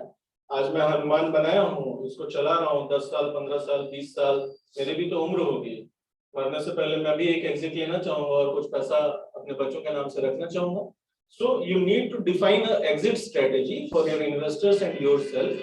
और एग्जिट स्ट्रेटेजी का मतलब ये होता है कि आप इस बिजनेस से बाहर कैसे निकले, आपको कौन कौन एक्वायर कर सकता है, आप किसके साथ मर्ज कर सकते हैं, आप किसको एक्वायर कर सकते हैं, आपके डेथ के कंडीशन में आपकी कंपनी कैसे चलेगी, आपकी डिसेबिलिटी के कंडीशन में आपकी कंपनी कैसे चलेगी, आपका कोई की मेंबर है, सीटीओ है, सीईओ है, सीएफओ है, उसके एब्सेंस में कंपनी कैसे चलेगी। ये सारा जो एग्जिट स्ट्रेटेजीज है ये आपको डिफाइन करना पड़ेगा, तो जाकर के आपका ये पूरा फंड रेज का जो लैंग्वेज मैं लिख रहा हूँ ये कंप्लीट होगा, और अल्टीमेटली आपको डॉक्यूमेंट तैयार होगा जिसको दिखा करके आप लोगों से पैसा मांग रहे हैं। This is the last slide. Thank you and open for the question.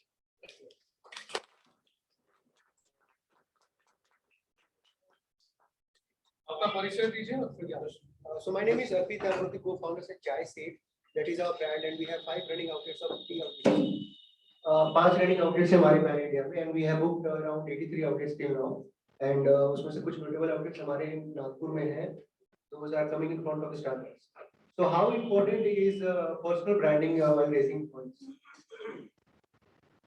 Personal branding, if you're saying, see, under a PR activity, under PR activities in young businesses, like when you are operating under 100 crore of revenue, that is young business. 100 crore हो गया तो आप mature business. 100 crore से नीचे का अगर आप business कर रहे हैं ना और आप प्रॉफिटेबल नहीं है तो पूरा बिजनेस आपके कंधे पे है. तो आपको हर समय अपराइट राइट स्पाइन के साथ अपनी पीआर एक्टिविटी करनी होगी. अगर लोग आपको नहीं जानेंगे तो आपकी कंपनी तो लॉस में ही है. आपके फाइनेंशियल को देख के, आपकी बुक वैल्यू देख के आपको कोई पैसा नहीं देगा. पैसा अर्ली स्टेज ऑफ बिजनेस में फाउंडर्स को ही दी जाती है. So it is you and your team and your past record. अगर तुम्हारा बिजनेस 2 साल, 3 साल, 4 साल का है तो तुम्हारे पास्ट फाइनेंशियल्स कैसे हैं, तुम कितना तेजी से ग्रो किए हो, तुमने कितने लाइव्स टच किए हैं. Because investments are not only for return on investments. Financial returns के लिए नहीं होता है. There are philanthropists who make investment for impact oriented investment करते हैं. They make donations also. So all the time it is not equity only. There are grants also. Bihar सरकार का project है वो तुमको मिल सकता है. So फंड्स के रूट बहुत हैं, लेकिन वो आपको मिलेगा तब जब आप छोटे बिजनेस को मिलेगा तब जब आपको लोग जानेंगे, आप पे ट्रस्ट करेंगे. So personal branding is also very important for young business below 100 crore. This is a very personal opinion. इसका कोई साइंस नहीं है. Okay, sir, इसके अलावा और क्या-क्या स्टेप्स हो सकते हैं, लाइक पर्सनल ब्रांडिंग के अलावा और क्या-क्या स्टेप्स होते हैं? बिकॉज़ इंडिया में क्या है सर कि लोग 10 रुपए का बिस्किट नहीं खरीद सकते ब्रांड का, और किसी से 10 लाख आपसे इन्वेस्ट कराना अपने ब्रांड में कि आप हमारा आउटलेट लो, मेरी एसओपी यूज करो, बहुत डिफिकल्ट हो जाता है. So how important, like apart from the personal branding, और क्या-क्या चीजें हम कर सकते हैं? मैंने मोस्टली चीजें आपको बताई कि आपको क्या करना है अगर आप फंड रेज करना चाहते हैं तो. बट देखो सबसे इम्पोर्टेंट चीज ये है कि बिजनेस चलना चाहिए. द प्राइम थिंग इज कि आप कितना, ये ना, it is always a mix. Like I give an example of Jio जब मार्केट में आया तो उसका सिम बेच रहा था एकदम, मतलब रिक्शा पे अनाउंस कर करके कि सिम ले लो, मतलब लग रहा था सब्जी बिक रहा है और नेटवर्क नहीं चल रहा था. फिर भी चूंकि फ्री था तो लोग खरीद रहा था. लेकिन इमीडिएटली जब उसका कुछ सिम बिक गया तो उसने सबसे पहले अपने नेटवर्क को सुधारा. आज जियो का सबसे बड़ा मार्केट है. वो जब आता है मार्केट में कुछ नया प्रोडक्ट लेके तो पूरा डिसरप्ट कर देता है. लेकिन सोचिए कि अगर सिम का नेटवर्क नहीं काम होता तो क्या होता. कोई लोग एयरटेल से स्विच नहीं करते उसमें. सो उसने एक ऑफरिंग के साथ मार्केट डिसरप्ट किया बट क्वालिटी भी मेंटेन किया. So if you are doing your PR activity but actual material नहीं है तुम्हारे बिजनेस में, बिजनेस नहीं चल रहा है तो कभी सक्सेस नहीं होगा. Forget about fundraise, बिजनेस भी फ्लॉप कर जाएगा. So मतलब जो पर्सनल ब्रांडिंग जो है ना, इसको पर्सनल ब्रांडिंग नहीं बोल के बोलिए PR activity of a business. PR is very important. मैं एक और डेयरिंग एग्जांपल सर बोल रहा हूँ यहाँ पे.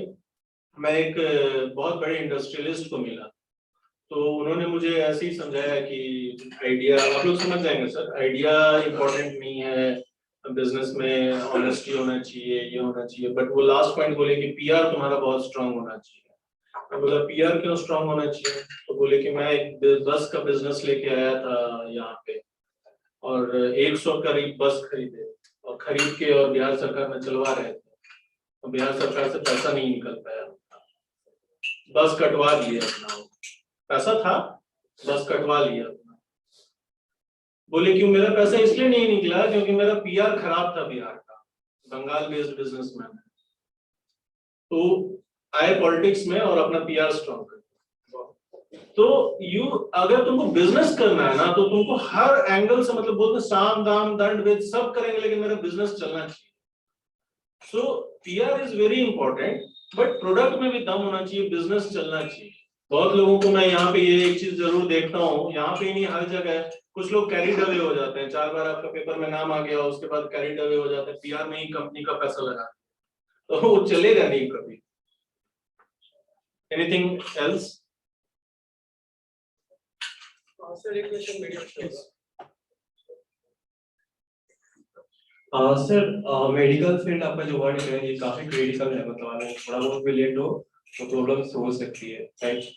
तो बिहार का जो प्रोफेशनल वर्क कल्चर मुझे दिखता है यहाँ पे, तो आप पे भी बढ़िया से करें क्यों ना किसी कंपनी को, बट वहाँ वर्किंग जो होती है मतलब टाइम पे नहीं आपका हो पाता है। मतलब ये मैंने एक्सपीरियंस किया, इनफैक्ट ज्यादा वक्त नहीं हुआ, 1-2 साल में मैंने एक्सपीरियंस किया कि ढंग से पे की, जो टाइमली पे की, जिसको सारा कंटेंट वगैरह ढंग से प्रोवाइड कीजिए, बट उनका जो वर्किंग होता है लेट हो ही जाता है। अच्छी अच्छी कंपनी का मैंने देखा, तो इसको आपने कैसे मैनेज किया? मतलब ऑनेस्टली बहुत परफेक्शन तो हमारे बिजनेस में भी आज के डेट में नहीं है, बट जो बात मैंने अपने स्लाइड में बोली ना कि जब आप किसी भी काम को ना पैसे से अलग कर पाएंगे ना, कि केवल पैसा रीजन नहीं है इस काम को करने का, तो काम का क्वालिटी ऑटोमेटिकली बढ़ जाएगा। ये कल्चर होता है जो आपको डालना होता है अपने एम्प्लॉइज के अंदर में, and it is not only about a medical profession, it is about any business. आप कपड़े का स्टोर देख लीजिए ना, कुछ दुकानों में आप जाएंगे ना तो आपको पूछने में डर लगेगा कि इसको बोले एक और कपड़ा दिखा दो, ये वाला पसंद नहीं आया, उस सेल्समैन का मुंह देख करके आपको डर लगेगा कि इसको दोबारा बोले कि नहीं बोले, तो निकल के चल जाता है दूसरा दुकान में आदमी। ये कल्चर डालना पड़ता है स्टाफ्स के अंदर में कि वो मुस्कुराए, काम करे, गलती हो तो सॉरी बोले, ये कल्चर डालना पड़ता है। बहुत डिफिकल्ट है, तुम्हारा सवाल बहुत सही है, बिहार के लिए बहुत डिफिकल्ट है, बट कल्चर जो है ना टॉप टू बॉटम आता है। जैसे मैं एग्जांपल दे रहा था शेर घाटी का जो एक्सीडेंट हुआ, अगर मैं ये मानूंगा कि मुझे ये सर्विस देनी ही है तो मेरा सारा स्टाफ मानेगा। मेरे साथ अभी प्रशांत बैठा है, मेरा कंपनी का एम्प्लॉय है, he was the first employ of my company. वो पहले दूसरे मेडिकल कंपनी में ही काम करता था, आया 10 दिन बाद आकर के बोला कि सर हम तो ऐसा कहीं देखे ही नहीं है, आप लोग तो मतलब थोड़ा भी पैसा बच रहा है तो काम कर दे रहे हैं, नहीं भी बच रहा है तो काम कर दे रहे हैं, तो ऐसे में तो हम लोग का सर 3-4 महीना में बंद हो जाएगा कंपनी, तो हम लोग को फिर निकाल दीजिएगा। तो बोले नहीं नहीं निकालेंगे, हमारे पास पैसे का बहुत सोर्स है, हम लोग लेके आएंगे, तुम काम करो, रिजल्ट आना चाहिए। तो ही कंटिन्यूड, एंड मतलब मैं आपको सर इतना ऑनेस्टली बोलता हूँ कि हम लोगों को आज इतना गर्व है ना कि हमारे कॉल सेंटर पे कभी ऐसे रैंडमली फोन करिएगा, अगर आपका फोन कट गया या वो सर्विस नहीं दे पाया तो 4 बार सॉरी बोलता है, उधर से कॉल बैक करके आपको पूछेगा सर कोई दिक्कत हुआ, इस दूसरे नंबर पे कॉल करेंगे। सबके मन में आपको ये बैठा हुआ है कि हमको इसका मदद करना है, या आदमी प्रॉब्लम में होगा। कॉल सेंटर का लड़का जिसका काम केवल कॉल उठाना है, वो डेड बॉडी भी उठा करके एम्बुलेंस में रख दिया, जो कि एम्बुलेंस ड्राइवर बोला कि हम नहीं छुएंगे डेड बॉडी। कॉल सेंटर का लड़का दूसरे को बैठा करके और खुद जा करके और डेड बॉडी उठा के एम्बुलेंस में डाल दिया। एक कल्चर डालने का विषय है और उसमें बहुत मेहनत लगेगा, और ऊपर से नीचे आएगा, नीचे से ऊपर नहीं होगा, और डर के बदौलत नहीं होगा कि आप सैलरी काट लीजिएगा और डर के बदौलत कोई कल्चर नहीं बनता। ओके, तो एक्चुअली मेरा क्वेश्चन जिस कंटेक्स्ट में था कि जो काम वगैरह हम लोग का होता है ना, तो जिस हमारी कंपनी तो ठीक है, apart from that we have to tie up with someone, okay, different जो बाकी शेयर होल्डर भी है, तो उनके साथ एक चेन बन जाता है रिएक्शन का, ठीक है ना, कि एक काम हुआ तो अगला काम होगा, अगला काम हुआ तो अगला काम होगा। लेकिन एक मतलब क्या काम करते हो एग्जैक्टली? और रिसेंट में खुद का जैसे कि एक सैलून का मतलब उसका प्रोजेक्ट कंप्लीट कर रहा था, तो उसमें होता है कि डिजाइनिंग का काम हो गया, सारा चीज कैसे कैसे डिजाइन वगैरह करना है, उसके बाद एचपी वगैरह सब चीज मतलब कंप्लीट वगैरह काम करना होता है। तो एक टाइमिंग होता है कि हाँ आप इतना टाइम में कर सकते हैं, बट आप 3 दिन बढ़ा के कहते हैं ना कि इतना टाइम एटलीस्ट कंप्लीट करो, उसके बावजूद भी लेट वगैरह होना समथिंग, ठीक है। फिर डिजाइनिंग वगैरह समथिंग लगे जो भी थोड़ा लेट वगैरह है, ये सारी प्रॉब्लम्स वगैरह जो कहते हैं ना, मतलब डिसेंटली पे करने के बाद मतलब थोड़ा सा मार्केट का लेवल उससे अपर लेवल पे जाकर पे करने के बावजूद भी मतलब लेट वगैरह हो ही जाना होता है। कुछ लोगों का कल्चर ऐसा होता है कि जिस दिन आपका डेडलाइन हो उसी टाइम से वो लोग काम करना स्टार्ट करते हैं, तो ये बेसिक जो वर्क कल्चर नहीं, वो इसीलिए होता है, मैं तुमको बता रहा हूँ। फिर अभी मतलब टाइम ज्यादा हो गया है, बट मैं फिर भी एक छोटा सा स्टोरी दे रहा हूँ। एक बार ना 3 मजदूर एक जगह पे पत्थर तोड़ रहा था, तो ऊपर से कोई जा रहा था तो रुका, पूछा कि क्या कर रहे हो, पहला आदमी को पूछा, तो बोला क्या करेंगे, दिखाई नहीं देता है, पत्थर तोड़ रहे हैं। दूसरा को पूछा तुम क्या कर रहे हो, नहीं, पहला वाला बोला कि दिखाई नहीं देता, पत्थर तोड़ रहे हैं, करम फूटा हुआ है, और क्या करेंगे आप। दूसरा वाला को पूछा तुम क्या कर रहे हो, तो बोला एगो घर बनाना है। तीसरा को पूछा तुम क्या कर रहे हो, तो बोला कि मैं एक बहुत खूबसूरत महल बनाने का शुरुआत कर चुका हूँ। तो ये माइंडसेट का अंतर है। जो बात आप बोल रहे हैं ना, और मैं जो पूरी स्टोरी बोल रहा हूँ उसको अलग अलग मत देखिए, लिंक करिए। आप अगर बात नहीं करेंगे अपने एम्प्लॉइज से और सोचेंगे वो मजदूर है अपना काम कर रहा है, तो आपका कंपनी में कभी कल्चर सेट नहीं होगा। कंपनी का जो सबसे छोटा एम्प्लॉय है ना, उससे भी आपको बात करना चाहिए। कल्चर ऐसे ही सेट होता है। जैसे तुम बोल रहे हो ना, delay in time of execution of any project, कुछ छोटे एम्प्लॉयज की वजह से हो सकता है, लोग काम नहीं टाइम से कर रहे हैं। आता है पानी मांगोगे ना, मतलब ऑफिस कल्चर का बात कर रहे हैं, पानी मांगोगे तो ग्लास जाएगा, उधर जाके बैठ जाएगा, 10 मिनट 15 मिनट बाद आएगा, क्योंकि 2 पियून है ऑफिस में, तो एक पियून अगर टाइम से पानी ला देगा तो सब दिन तुम उसी को बोलोगे पानी लाने के लिए। तो लोग जान के डिले करता है कि हमको नहीं कोई काम करे। ये कल्चर आपको डालना पड़ेगा, आपको बात करना पड़ेगा कि देखो हम लोग जब टाइम से प्रोजेक्ट देते हैं ना तो हमको पैसा अच्छा मिल जाता है। उस आदमी का जिसका काम पकड़े हैं, लोन लेके पैसा हमको दे रहा है, उसका टाइम से प्रोजेक्ट नहीं शुरू होगा ना तो उसके घर में ही काम रुक जाएगा। इस तरीके की बातें जो art of story telling in business है ना, इसीलिए मैंने पढ़ाया। अगर आपको आप बात नहीं करेंगे ना आपके स्टाफ से, तो कोई और बात करेगा, वो आपका स्टाफ भी तोड़ के ले जाएगा, आपका कंपनी का कल्चर भी खराब कर देगा। इसलिए आपके जो की एम्प्लॉयज हैं उनसे बात करिए और उनके नीचे उनको बोलिए बात करने के लिए। अगर आप परकुलेट नहीं करेंगे अपना थॉट, अपना कल्चर, तो आपका कंपनी कभी नहीं खड़ा हो पाएगा। ऐसे इसका बेटर आंसर जो है केसरी सर दे सकते हैं कि कैसे सर मैनेज करता है। हेलो सर, मेरा नाम अभिमन्यु है। और हालांकि आपका जो मतलब जैसा बिजनेस है एम्बुलेंस का, तो इससे हम काफी कनेक्ट कर पा रहे हैं, क्योंकि मेरे पिताजी भी ऐसा ये आइडिया हमको दिए थे कि ऐसा कर सकते हैं, तो हालांकि हो नहीं पाया। मेरा अब कंपनी के मतलब कंपनी का एक क्वेश्चन है कि जब आप एम्बुलेंस वालों को कन्विंस किए कि आप हमारे प्लेटफॉर्म पे आओ एंड हम लोग आपको ऑनलाइन करेंगे, तो आप क्या क्या चीजें उन्हें दी, लाइक जीपीएस हुआ, उनके पास स्मार्टफोन होना चाहिए या कोई और डिवाइस जिससे उनको जिससे वो नेट पे कनेक्टेड रहे, आपके एप्लीकेशन पे कनेक्टेड रहे, ताकि उनको ऑर्डर्स मिलता रहे एंड उनकी जीपीएस एक्टिविटी हमेशा लाइव रहे सेंटर पे। तो क्या मतलब और क्या क्या चीजें हैं? जीपीएस जो है ना वो बहुत ही पुरानी टेक्नोलॉजी है और जीपीएस कॉस्ट भी है। हमने अपने बिजनेस को बहुत एसेट लाइट रखने का सोचा था, तो हमें ऐप बनाने में काफी खर्चा हुआ, लेकिन हमने ड्राइवर ऐप बनाया, क्योंकि एक्चुअली ड्राइवर ही गाड़ी चला रहा है ना, तो ड्राइवर ऐप है और ड्राइवर ऐप के थ्रू हम जीपीएस लोकेशन ट्रैक करते हैं। So there is a customer app and then there is a driver app. Paramedical staff के लिए there is a paramedic home nursing staff का ऐप। तो मल्टीपल एप्स हैं और वो एक दूसरे से कनेक्टेड है। तो जब आप ऑर्डर करते हैं तो हमारे कॉल सेंटर ऐप से ऑर्डर करते हैं तो डायरेक्ट ड्राइवर के ऐप में जाता है, उसको एक्सेप्ट रिजेक्ट करने का ऑप्शन है। और गाड़ी का लोकेशन भी हम ड्राइवर के लोकेशन से लेते हैं, क्योंकि गाड़ी का लोकेशन तो दिख जाएगा, अगर ड्राइवर नहीं है गाड़ी में तो फॉल्स है ना, वो तो कहीं से बैठ के एक्सेप्ट जो है करना सही नहीं है। तो इसीलिए हमने ड्राइवर ऐप बनाया, उससे हमारा कॉस्ट भी लो है, एसेट हेवी नहीं है और ईज ऑफ। तो मतलब उसके फोन का उसके स्मार्टफोन का जीपीएस ही आप यूज कर रहे हैं। दूसरा क्वेश्चन ये है कि काफका इज द टेक्नोलॉजी जो हम लोग यूज कर रहे हैं। Kafka is scheduler software.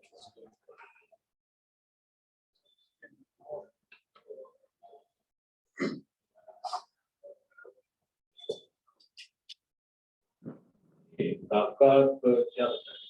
Kafka technology है जिससे कि शेड्यूलिंग करते हैं। जैसे जब आप ऐप के थ्रू ऑर्डर करते हैं तो मल्टीपल, सबसे पहले नियरेस्ट वाले के पास जाता है, 5 सेकंड 30 सेकंड में अगर वो रिस्पांस एक्सेप्ट रिजेक्ट नहीं करेगा तो ऑटोमेटिकली शेड्यूलिंग हो जाएगा उसके next driver. So this scheduler is running on a software called Kafka. This is a very high-end technology. Uber ये टेक्नोलॉजी यूज करती है, मतलब रेडियस वाइज वो करता है। Radius wise. एक और चीज है सर, एम्बुलेंस जैसे आपके अंडर में है, तो उनका मेंटेनेंस आप ही देखते हो या वो लोग खुद ही देखते नहीं, हम लोग एग्रीगेटर हैं और एम्बुलेंस का एसेट ओनर या ड्राइवर खुद ओन करते हैं और मेंटेनेंस की रिस्पॉन्सिबिलिटी उनकी है। हमने चेक्स डाले हैं, जैसे ड्राइवर ऐप के अंदर हमने मल्टीपल चेक्स डाले हैं, तो ड्राइवर को फोटो क्लिक करके डेली डालना पड़ता है कि उसका गाड़ी आज साफ हो गया, चादर बदल दिया, ऑक्सीजन सिलेंडर भरा हुआ है। ऐसा जो है हमने चेक पॉइंट्स उसके अंदर डाले हैं और उसके बेसिस पे स्टार करते हैं हम अपने क्रेडेंशियल्स अपने सॉफ्टवेयर के अंदर कि इस गाड़ी को भाड़ा देना है कि नहीं देना है।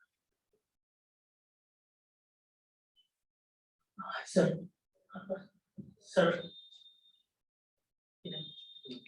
शायद अभी सुबह एक छोटी सी कंपनी सेशल वर्ल्ड के नाम से मैं उसका फाउंडर हूँ।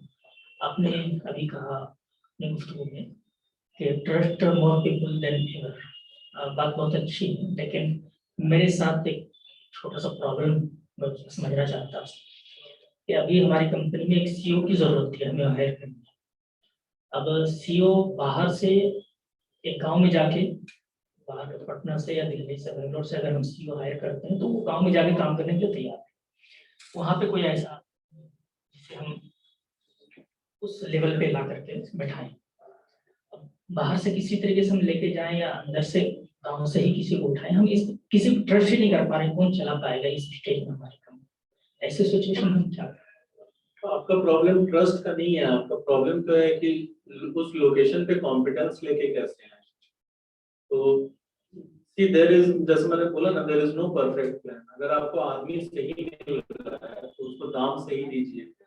एंड मतलब आपका बिजनेस क्या मुझे पता नहीं, बट कोई भी बिजनेस में जैसे मैं बोल रहा हूँ ना कि सिर्फ पैसे के लिए जो आदमी काम करेगा ना वो तो आपका सीईओ हो नहीं पाएगा। जो गांव नहीं आने के लिए तैयार, अगर आपका बिजनेस गांव में ही चलता है और वो गांव आने के लिए तैयार नहीं है तो वो तो राइट कैंडिडेट ही नहीं है आपके सीईओ होने के लिए। तो मतलब you should always ask the right set of question to yourself. एक आदमी जो गांव में होने वाला बिजनेस, जैसे मैंने आपको अपनी स्टोरी में बोला कि दीपक को मैंने पहला सवाल यही पूछा कि टेक्नोलॉजी तो तुम बना लोगे, आओगे यहाँ कि नहीं? दूर से बैठ करके आपका बिजनेस है कोई और चलाएगा वाला कहानी नहीं होता है। मतलब दुनिया में आप सब चीज आउटसोर्स नहीं कर सकते। तो ये जो है ये सबसे बड़ी बात है। तो सीईओ जैसा की पोजीशन पे ना आपको ऐसा आदमी चाहिए जो टेक्निकल क्वालिफिकेशन बहुत नहीं देखो, पैशन होना चाहिए किसी बिजनेस को ड्राइव करने के लिए। चेंज मेकर्स आर यूजुअली मतलब बहुत पढ़ा लिखा हुआ आईआईटी का ही हुआ ऐसा जरूरी नहीं होता है। बहुत सारे कॉलेज ड्रॉप आउट्स हैं जो अच्छा बिजनेस कर लेते हैं। तो you should actually identify people in your own team जो कि स्केलेट करके, अभी तो खुद ही देखना होता है कंपनी में, यूजुअली खुद सारा काम देखना होता है। अभी रिसेंटली मैंने टैली का क्लास ज्वाइन किया है। मतलब अकाउंटेंट 2 बार 3 बार हमको बोल ही दिया कि ये एंट्री कर दी वो एंट्री कर दी है, समझ में आ नहीं रहा था। सीए रख नहीं सकते हैं सर अभी। तो जब सीए के पास गए तो सीए डांट दिया कि ये वाला एंट्री नहीं, ये वाला एंट्री नहीं, आप लोग रोज दिखाते नहीं है किताब। तो कल ही ज्वाइन किया हूँ टैली का कोर्स। हाँ खुद आएगा तब ना आउटसोर्स करके भी समझेंगे। खुद जो चीज नहीं आएगा ना वो तुम कंट्रोल भी नहीं कर सकते। बेसिक चीज आना चाहिए कि एंट्री के। अभी जैसे सर छोटा सा एग्जांपल बोल रहा हूँ कि हम लोग जैसे लैब से टेस्ट कराते हैं ना तो उसको हम पेमेंट करते हैं और उससे रिपोर्ट लेते हैं, तो मेरे लिए वो एक्सपेंस है। तो अकाउंटेंट क्या किया कि बोला कि सर थ्योरी के हिसाब से तो ये परचेज है, वो सारा परचेज में एसेट्स में एंट्री मार दिया हो। बोला कि तो हम उसको पैसा देते हैं, वो हमको रिपोर्ट देता है, तो उसको सबको एसेट में एंट्री मार। हाँ तो वो अपने पता नहीं, मुझे तो ये पता नहीं है कि किसमें होना चाहिए एंट्री। गलत हो गया उसका हायरिंग गलत हो गया। तो राइट हायरिंग के लिए भी तो सर जानना चाहिए ना कि क्या सवाल पूछना है। तो सीएस से जब डांट लगी हमको तो हम इसी के बाद जो है बोले कि नहीं तो पढ़ ही लेते हैं टैली, तो ऑनलाइन कोर्स ज्वाइन किया टैली का। I hope I have answered your question. Funding की तरफ काफी ज्यादा जाते हैं आजकल, तो मैं ये जानना था फंडिंग कितना इम्पोर्टेंट है, after that at which stage we just look for funding, maybe to ideation stage or execution stage. See, it depends on the type of business you are. Every business does not require massive funds to scale. अगर आपका business की unit economics ठीक है, profitability ठीक है, तो 1-2 साल पहले ना उसका टेस्टिंग एक्सपेरिमेंट्स करना चाहिए। सबसे इनिशियल फेज में फंड नहीं रेज करना चाहिए। अगर आप इंडस्ट्री में बहुत सालों से हैं, जैसे मान लीजिए कि अभी क्रेड बना, तो now he is into industry since ages, तो उसको क्रेड बनाया और बनाने से पहले उसका फंडिंग एश्योर, और उसको पता है कि मुझे नेशनली और इंटरनेशनली स्केल अप करना है, तो वैसे बिजनेस को तो डे वन में पैसे चाहिए। बट ऐसा बिजनेस जिसकी यूनिट इकोनॉमिक्स ठीक है और अभी एक्सपेरिमेंट्स रन करने हैं उस पे, ये बिजनेस चलेगा नहीं चलेगा, यूनिट इकोनॉमिक्स में कितनी प्रॉफिटेबिलिटी आएगी, कितना दिन लॉस होगा, सस्टेन कितना दिन करेंगे, ये सारा चीज देखने के लिए साल 2 साल अपना बिजनेस बिना फंडिंग के, बिना इक्विटी फंडिंग के चलाइए, डेट पे लोन लेके। बिजनेस की जब इकोनॉमिक्स ड्राफ्ट आ जाएगी, बेसिक आपको पता चल जाएगा कि एक प्रोडक्ट का प्रोडक्शन कितने में हो रहा है, बेच कितने में पा रहे हैं, उसकी सर्विस में कितना पैसा लग रहा है, कितना बच रहा है, तब आप 5 साल का प्रोजेक्शन बना के पैसा मार्केट से मांग सकते हैं। So it always depends on the type of business that you are in and your vision to scale the business. जो स्टार्टअप फंडिंग होता है ना, वो मैं बार बार बोल रहा हूँ, किसी भी आइडिया पे नहीं होता है, ये स्केलेबिलिटी के रिक्वायरमेंट पे होता है कि आप कितना स्केल करेंगे। जो मैंने पूछा कि पैसा किस लिए चाहिए, पहला जैसे ही आप फंडिंग बोलेंगे ना, तो पहला चीज आपसे ये पूछेगा किस लिए चाहिए, 200 करोड़ रुपए का प्लान क्या है। तो आपको ये पता होना चाहिए कि पैसा आपको चाहिए किस लिए। आप अपना बिजनेस बता सकते हैं। तो मैं बेसिकली मैं एडटेक है, एजुकेशनल सर्विसेज प्रोवाइड करता हूँ इंटरनेशनल स्टूडेंट्स को, like online tutoring and assignment solutions, doubt question solutions, all these things. What is the name of the company? Edumanda. See, if it is a tech related business and you want to scale up, you definitely need to fund, because you cannot keep on, because on this kind of business you will not get even debt. So in that case you will certainly need to fund. But again, if you have made your technology, if you have made your prototypes, if you have done your GTM. Actually, I'm running my business for last 2 years, so it is giving good profit, of course, but I'm still initially when So if it is giving profit, then there is no reason that you are not raising fund. If it is giving profit, you should go in market with your unit economics and projections, and you should raise fund. Initially जब शुरू किया था तो share partners ने हमें approach किया था, बात भी हुई थी, पर हम लोगों ने फिर बोला कि भी बहुत नेसेंट स्टेज में है, so we will come back another time. तो but still I'm not able to, like, profit हो रहा है, we are keeping the employees, giving them money, everything is sorted. So basically I'm not sure whether I should go for the funding or not. So if you have a vision to scale, you will have to go for a funding equity round. If you don't see a vision of rapid scale, then you may continue your business conservatively and then grow gradually in 5-10 years. So need not to run into a race कि सबका हो रहा है funding तो मेरा भी हो जाए। अगर आप प्रॉफिटेबल हैं और आपका एस्पिरेशन नहीं है कि मैं 2 साल में यूनिकॉर्न हूँ, 5 साल में यूनिकॉर्न हूँ, अब 10 साल लगाइए अपना, मतलब धीरे धीरे ग्रो करिए। तो मतलब पर्सनल चॉइसेस हैं। But if you want to scale fast, if you want to go national, international, you will have to get through funding. And one more thing, basically जब we equity मतलब investors आते हैं, तो it's like it's a pressure kind of कि आपको perform करना है, and you have to give, मतलब basically आपको बहुत ज़्यादा काम करना है। Basically अभी मैं अपने comfort के हिसाब से काम करता हूँ, business काफी gradually grow कर रहा है। We are getting clients from Dubai, UAE, Australia, everywhere. तो इसलिए अगर इन्वेस्टर्स आते हैं तो बेसिकली ये होता है कि प्रेशर बढ़ जाता है परफॉर्मेंस, क्योंकि सेल्स बढ़ाना होता है, उनको फिगर चाहिए होता है, तो ये सब डिस्ट्रैक्शंस आते हैं। और अपने Do you consider that bad? I consider that good. मतलब if I am the owner and there is someone who can ask me कि तुम आज काम क्यों नहीं किए हो, तो I'll be very happy. For example sir मैं बाइजू की बात करूं तो मैं उनमें बहुत सारे फ्रेंड्स जो हैं actually I am from IIM, तो मैं बहुत सारे फ्रेंड्स बाइजू में काम भी करते हैं टॉप पोजीशंस पे। तो वो लोग भी बोलते हैं कि लोग सेल्स पे बहुत ज्यादा प्रेशर डाल रहे हैं, और लोग सिर्फ सेल्स करते हैं, क्वालिटीज एक्चुअली में नीचे आता जा रहा है एजुकेशन में, जबकि वेदांत तो बहुत अच्छा परफॉर्म कर रहा है। नहीं ऐसा नहीं है, मैं पर्सनली इस बात से एग्री नहीं करता हूँ। बड़ी कंपनीज जो रैपिडली स्केल कर रही हैं वो सेल्स पे बहुत फोकस करती हैं। जियो का मैंने एग्जांपल दिया, जियो का प्राइमरी सेल्स था, बट जियो की क्वालिटी गिरी नहीं है, ठीक है।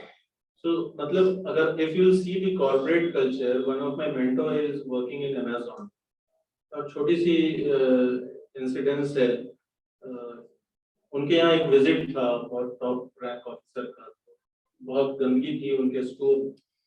तो वो एक्स आर्मी मैन है और हेल्थ केयर से गए थे अमेज़न में।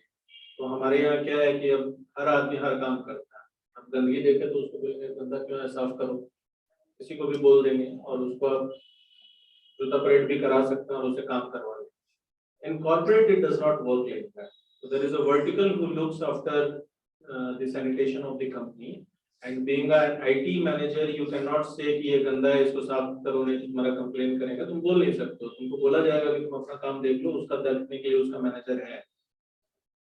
तो इस तरीके की कंपनीज में क्या होता है ना, जो लोग सेल्स में होते हैं उनको लगता है कि सेल्स का बहुत प्रेशर है, जो लोग क्वालिटी में काम कर रहे हैं, प्रोडक्ट डेवलपमेंट में काम कर रहे हैं, उनको लगता है कि प्रोडक्ट डेवलपमेंट का बहुत प्रेशर है, इतना हाई क्वालिटी क्यों चाहिए। तो I know inside stories of Amazon and Byju's. हम जिस कोवर्किंग स्पेस में काम करते हैं उसके ऊपर टॉपर्स काम करता है, तो टॉपर्स को बायजूस ने परचेज किया है।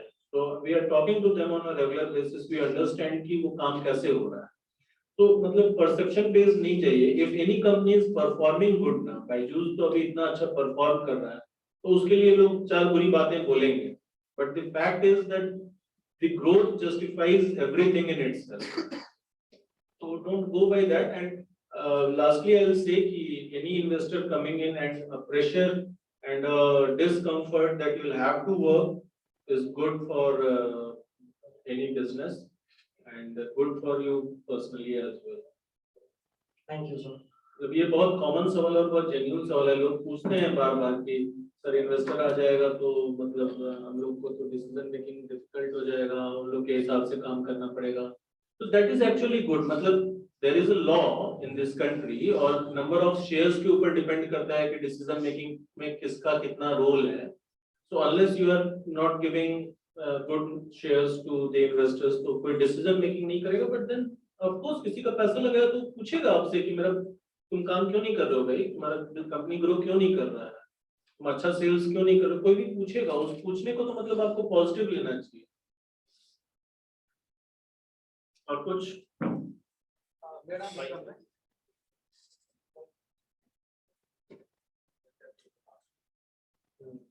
मेरा नाम विक्रम है और एक छोटी सी मेरी थी कि किसी भी स्टार्टअप को अपनी ब्रांडिंग के लिए इनिशियली क्या करना पड़ेगा। कि मैं पिछले 2-3 साल से अपनी कंपनी चला रहा था, बट कोविड में मेरा एजुकेशन सेक्टर से रिलेटेड है, स्कूल से, तो वो सारा कुछ बिल्कुल ही कोलैप्स कर गया। मुझे वापस से रिक्रिएट 4-5 फ्रेंचाइजीज थे, वो सारे इधर उधर हो गए, मुझे फिर से पूरी ब्रांडिंग करनी है। तो मुझे एक स्टार्टअप इनिशियल फेज में अगर मैं कहूँ तो मैं वापस से इनिशियली शुरू करना, तो स्टार्ट की ब्रांडिंग के लिए क्या करना पड़ेगा या कैसे हम उसको ब्रांड को रिक्रिएट कर सकते हैं। तो देखिए ब्रांडिंग जो है ना, बहुत सारे मतलब मैं एक्सपर्ट नहीं हूँ किसी ब्रांडिंग कंपनी के लिए, तो पीआर कंपनीज वाले आपको बेटर बताएंगे। बट सबसे पहला चीज तो आपको देखिए काम अच्छा करना पड़ेगा। दूसरा सोशल मीडिया बहुत पावरफुल टूल है आज के डेट में। आप सोशल मीडिया पे कनेक्ट करिए, अपनी सक्सेस स्टोरीज डालिए, अपने आइडियाज को डालिए और सोशल मीडिया की कोई कंपनी हायर करिए जो कि आपके लिए प्रॉपर ब्रांडिंग कर सके। Social media is the strongest and cheapest mode of information sharing. और एक चीज और इस कनेक्शन में आपको बोल रहा हूँ कि फिजिकल एडवर्टीजमेंट्स जो है ना, होर्डिंग, पेपर का एड, इस तरीके के एडवर्टीजमेंट अच्छे होते हैं, बट सोशल मीडिया कैलकुलेटिव होता है। आपको पता चलेगा कि आपने 10,000 रुपए का एड चलाया है, कितने लोगों ने इसको देखा, कितने लोग एंगेज हुए, कितने लोगों ने लाइक किया, कितने लोगों ने फॉर्म भरा। तो ये कैलकुलेशन आपको पता चलता है और वो हमेशा ही चलते रहता है। एक बार जो पोस्ट आपका गया है वो लाइफ लॉन्ग आपका रहेगा। तो आपको कैलकुलेटिव रिस्क अगर लेना है तो invest more on digital media rather than going on the physical mode of advertisements.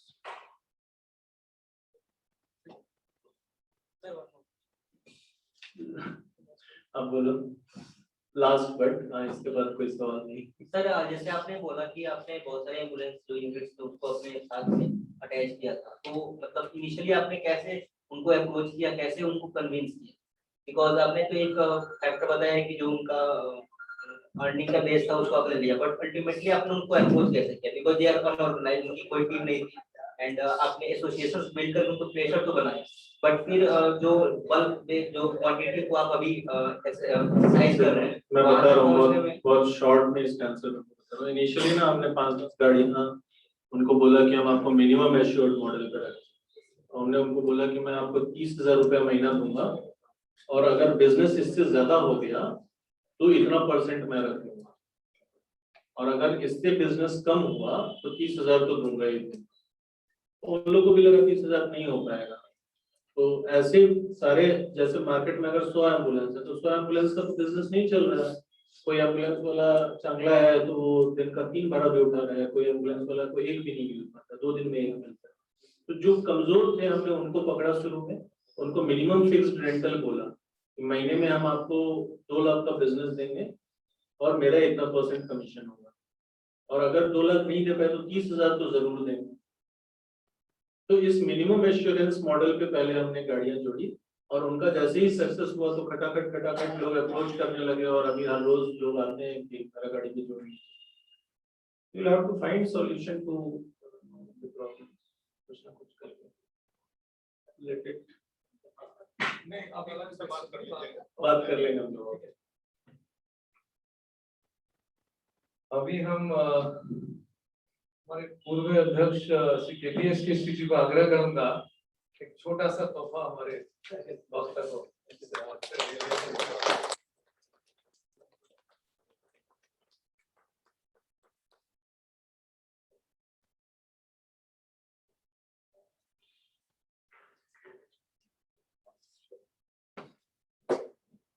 Neeraj ji, हम लोग का एक ये इनिशिएटिव है, और यहाँ पे हम लोग का करीब 80 अभी हम लोग के यहाँ है डिफरेंट स्टेज पे इंक्यूबेटिंग जो बोल सकते हैं।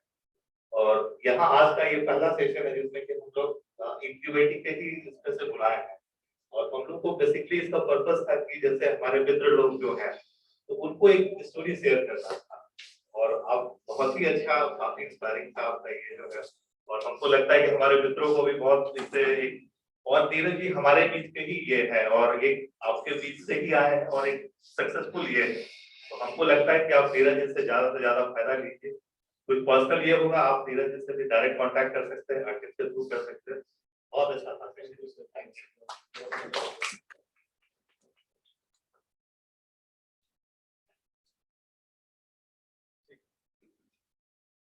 अंत में धन्यवाद ज्ञापन। तो मेरे तरफ से सुबोध जी जो सदस्य सचिव है धन्यवाद दे ही दिया है हमारे प्रधान वक्ता नीरज जी को।